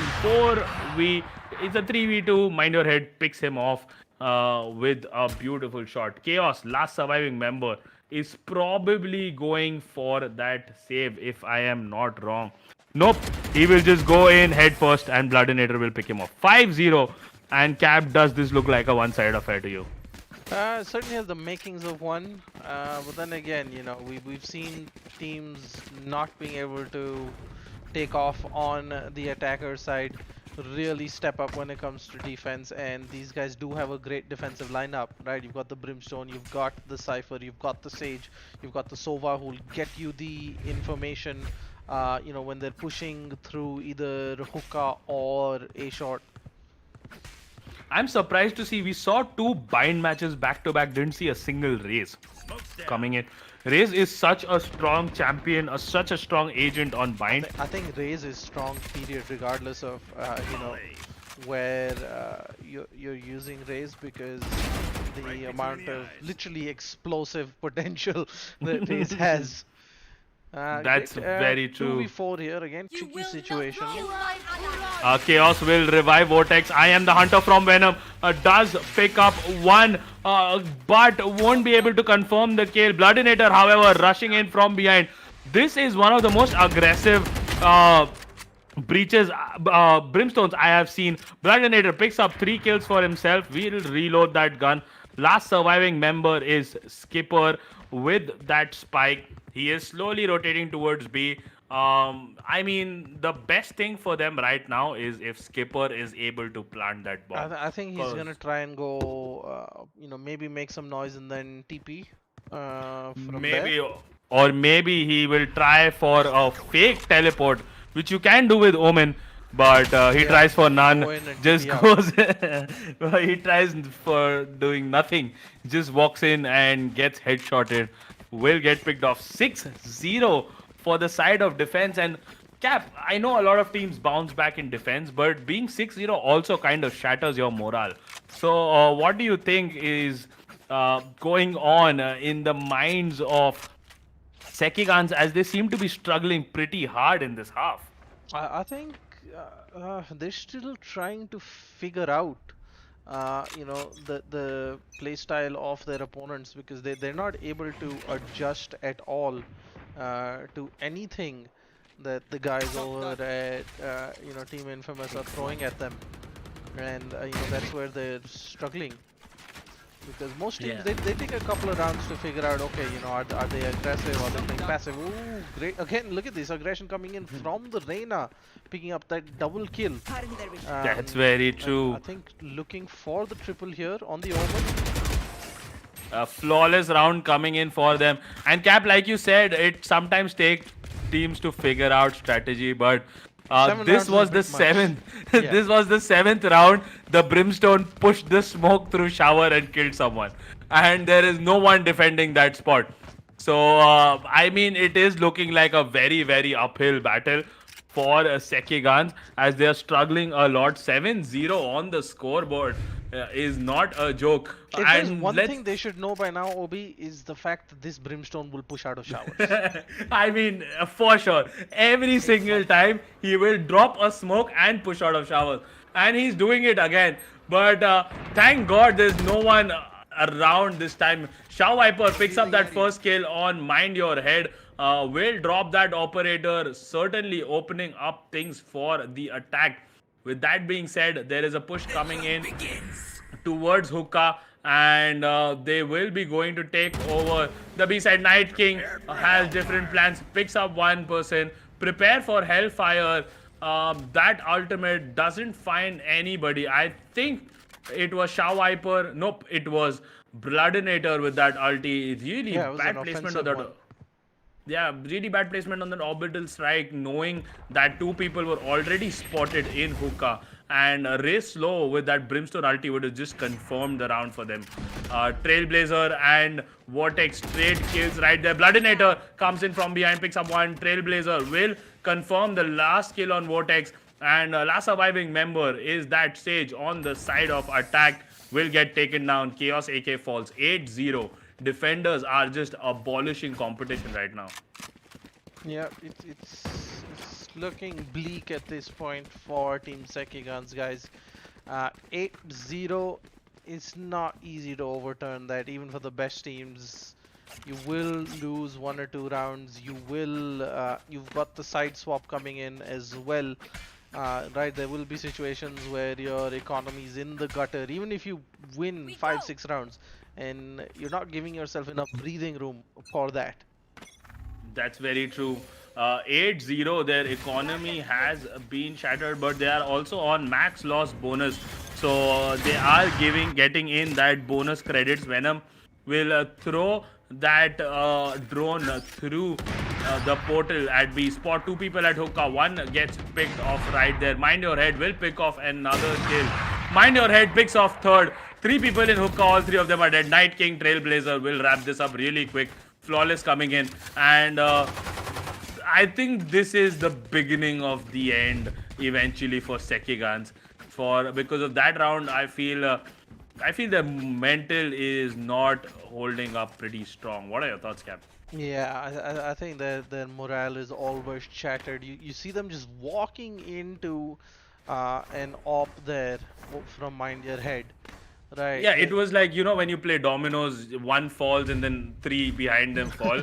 It was just people coming in a frame and Mind Your Head just picking them up one by one. And another push coming in towards hookah. Mind Your Head will hear audio, will dash out of it, will go back to safety. So that is definitely him respecting competition. He doesn't want to be overconfident anywhere. Night King will pick up 1 kill on Vortex. Chaos replies back with a kill of his own. Chaos picks up another. Eddie picks up another. It's 4v2, first time in favor of attack. Can we see a round finally going in the favor of the attackers? Trailblazer picks off a skipper. It will be a 3v2 situation.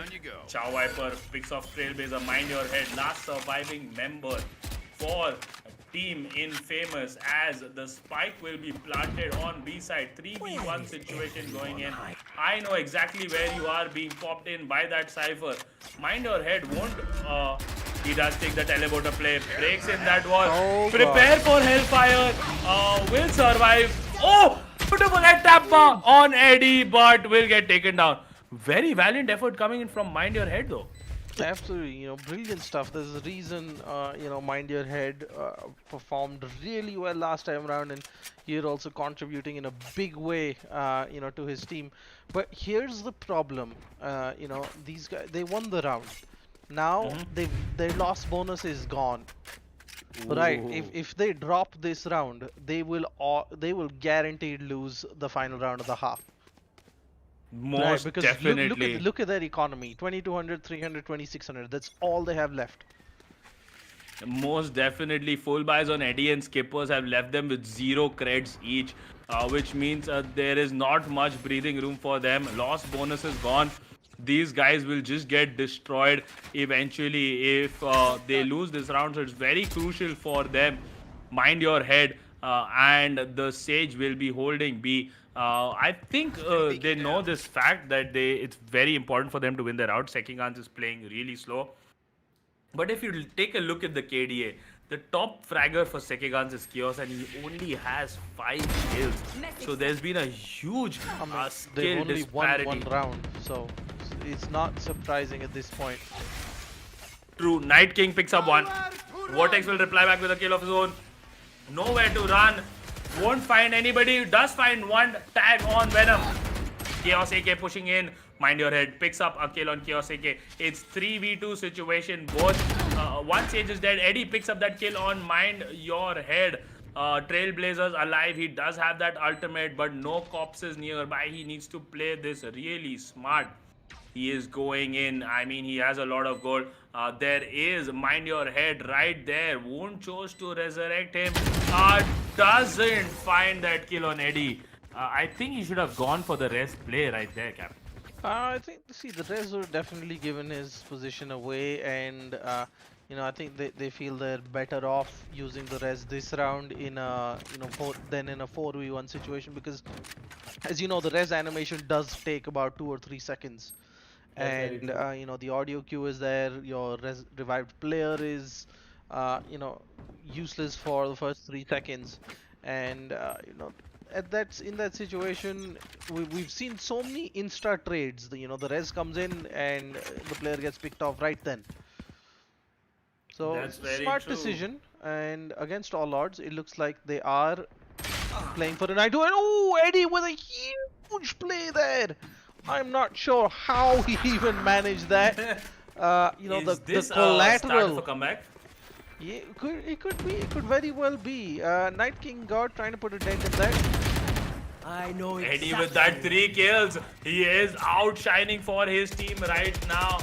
He has come here with an agenda. He says, I will not go down without a proper fight. 9-2, last round of this half, and all the resources will be burned right there as the spike does get planted From the side of Sekigan, Skipper picking up that kill on Trailblazers. Mind your head also gets picked off. Attackers have won this round 9-3 in favor of the round goes in favor of Sekigans, but at the side swap, Team Infamous is ahead. Like we with said, you know, 6 rounds. for a comeback, they need some breathing room, and you know, 3 rounds on the bounce is definitely going to give them that breathing room they need.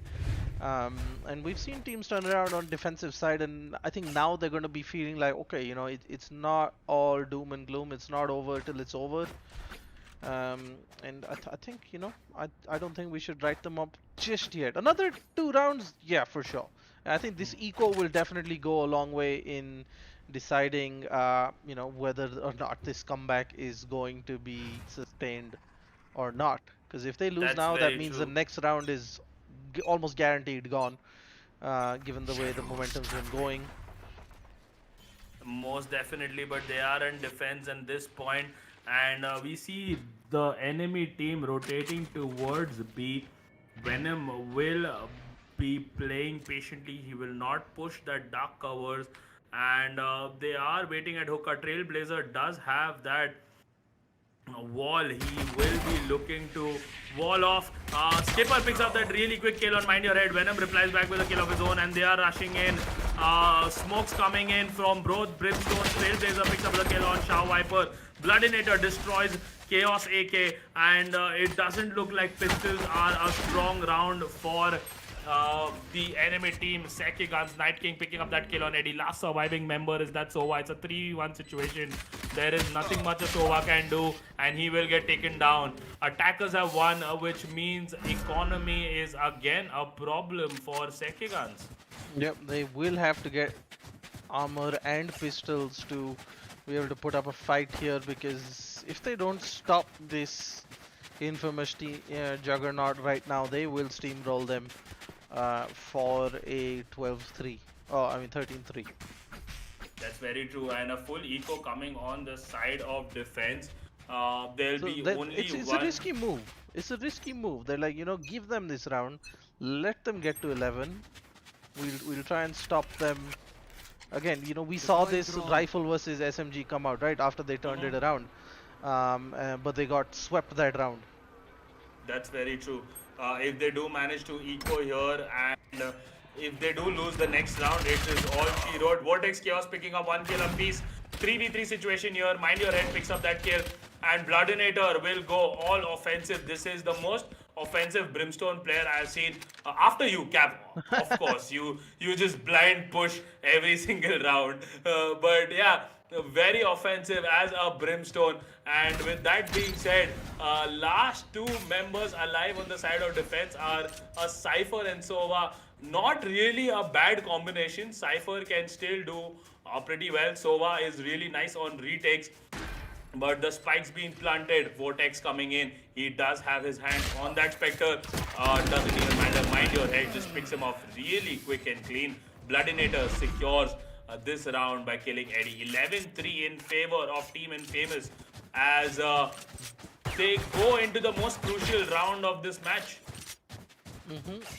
And I think the fact that they actually managed a bunch of kills did hurt the Infamous economy a little bit.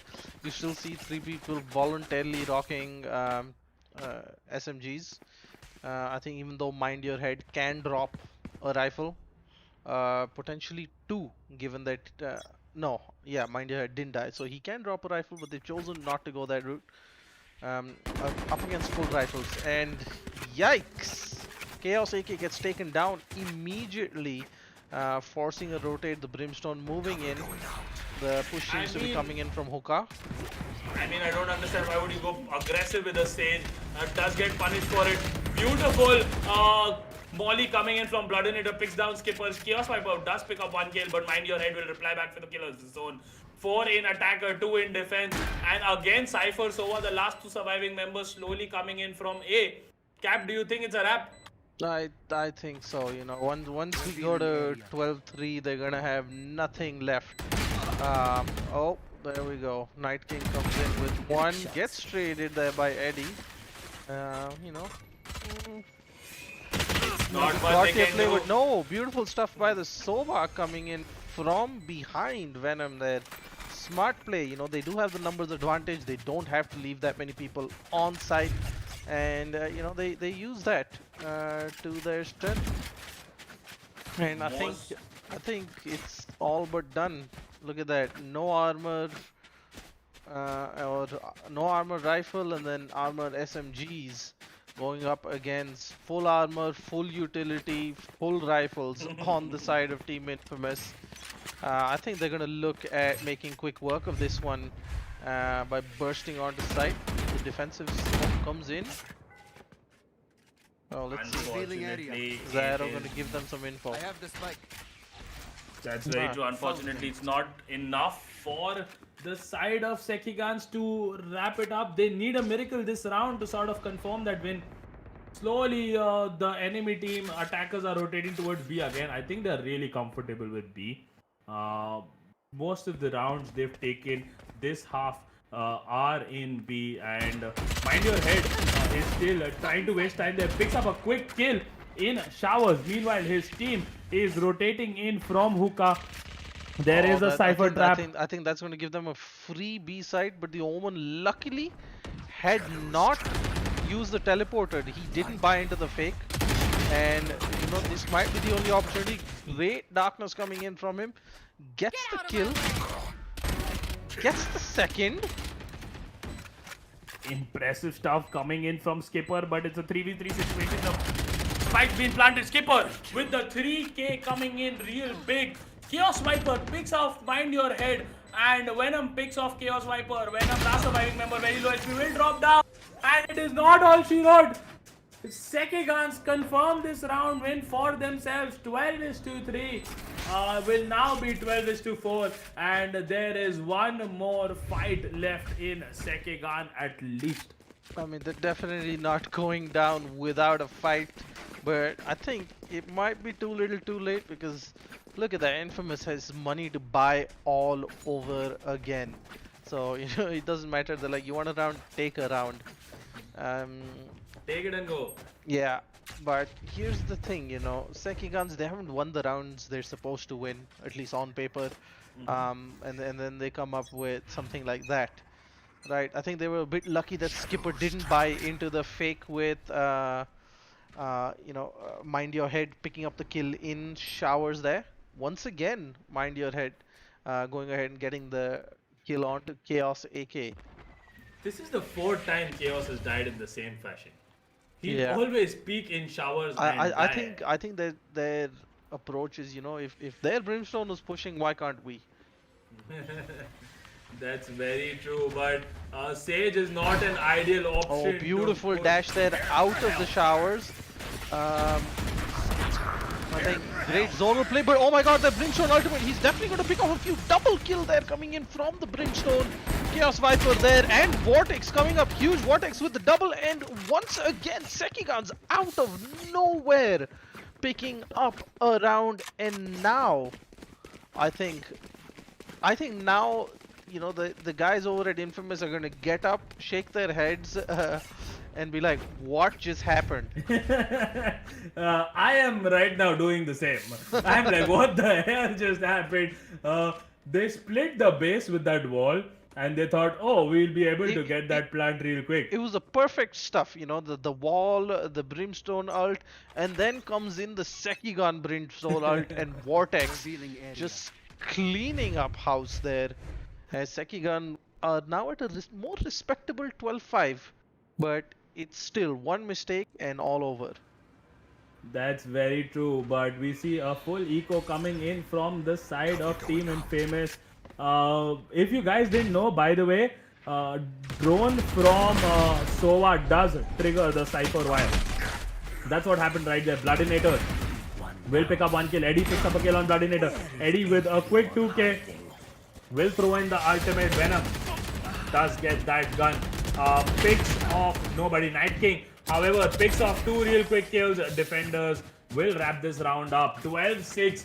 And now I think it's a full buy coming in from the side of Team Infamous. This will be another very important round. 12-6. The uphill battle is just insane. Do you think they can manage to do this? I think, stranger things have happened. But I think in one of the earlier rounds, we saw our team win 7 or 8 rounds in a row to see out the match. I think it was Yeti versus, I think it was just Yeah, yesterday.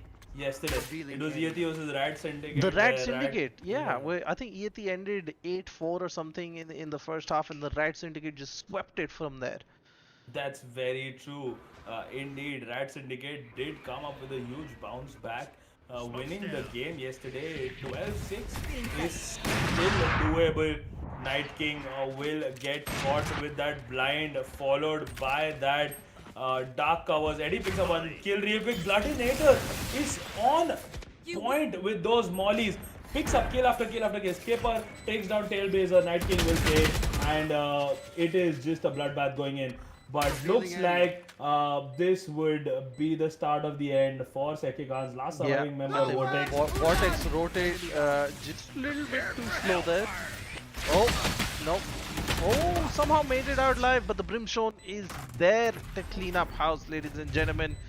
And, that is going to be that for the side of Sekigan's Team Infamous, turning out to be a bit too much in the end. I think it was about delaying the inevitable, wasn't it? Yes, most definitely. It was just them.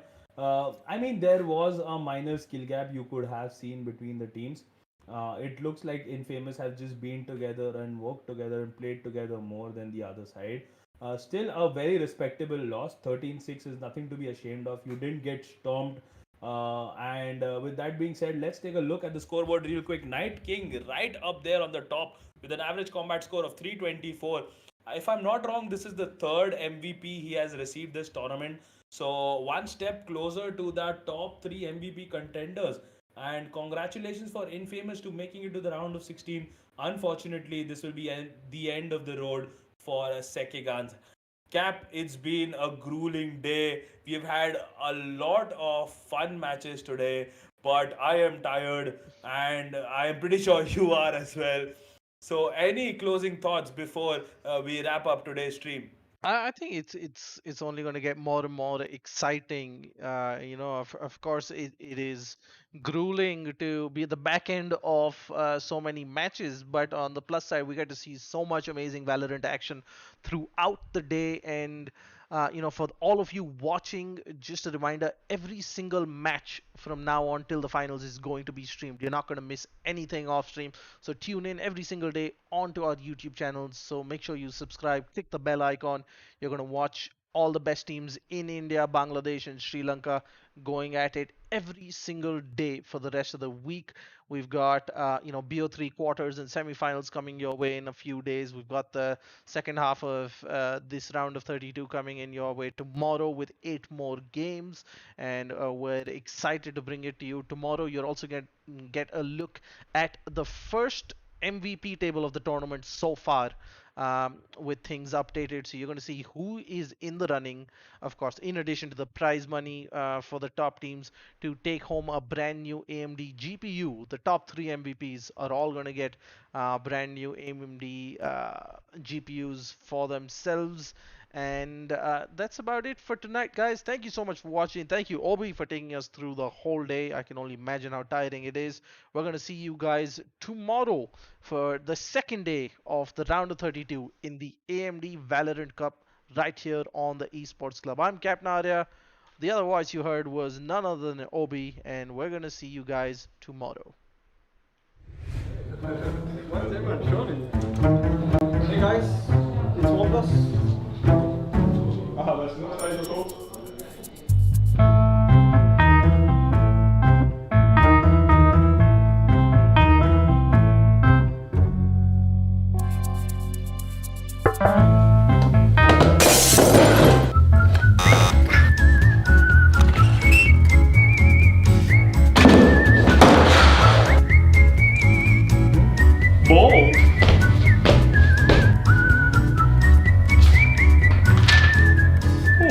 Script. Hey, Joey here, head coach of Team Fnatic. Today we're going to be seeing just how fast this AMD 3rd gen processor really is. With more cores and threads, these CPUs should be perfect not only for hardcore gamers such as ourselves. How is Joey a hardcore gamer?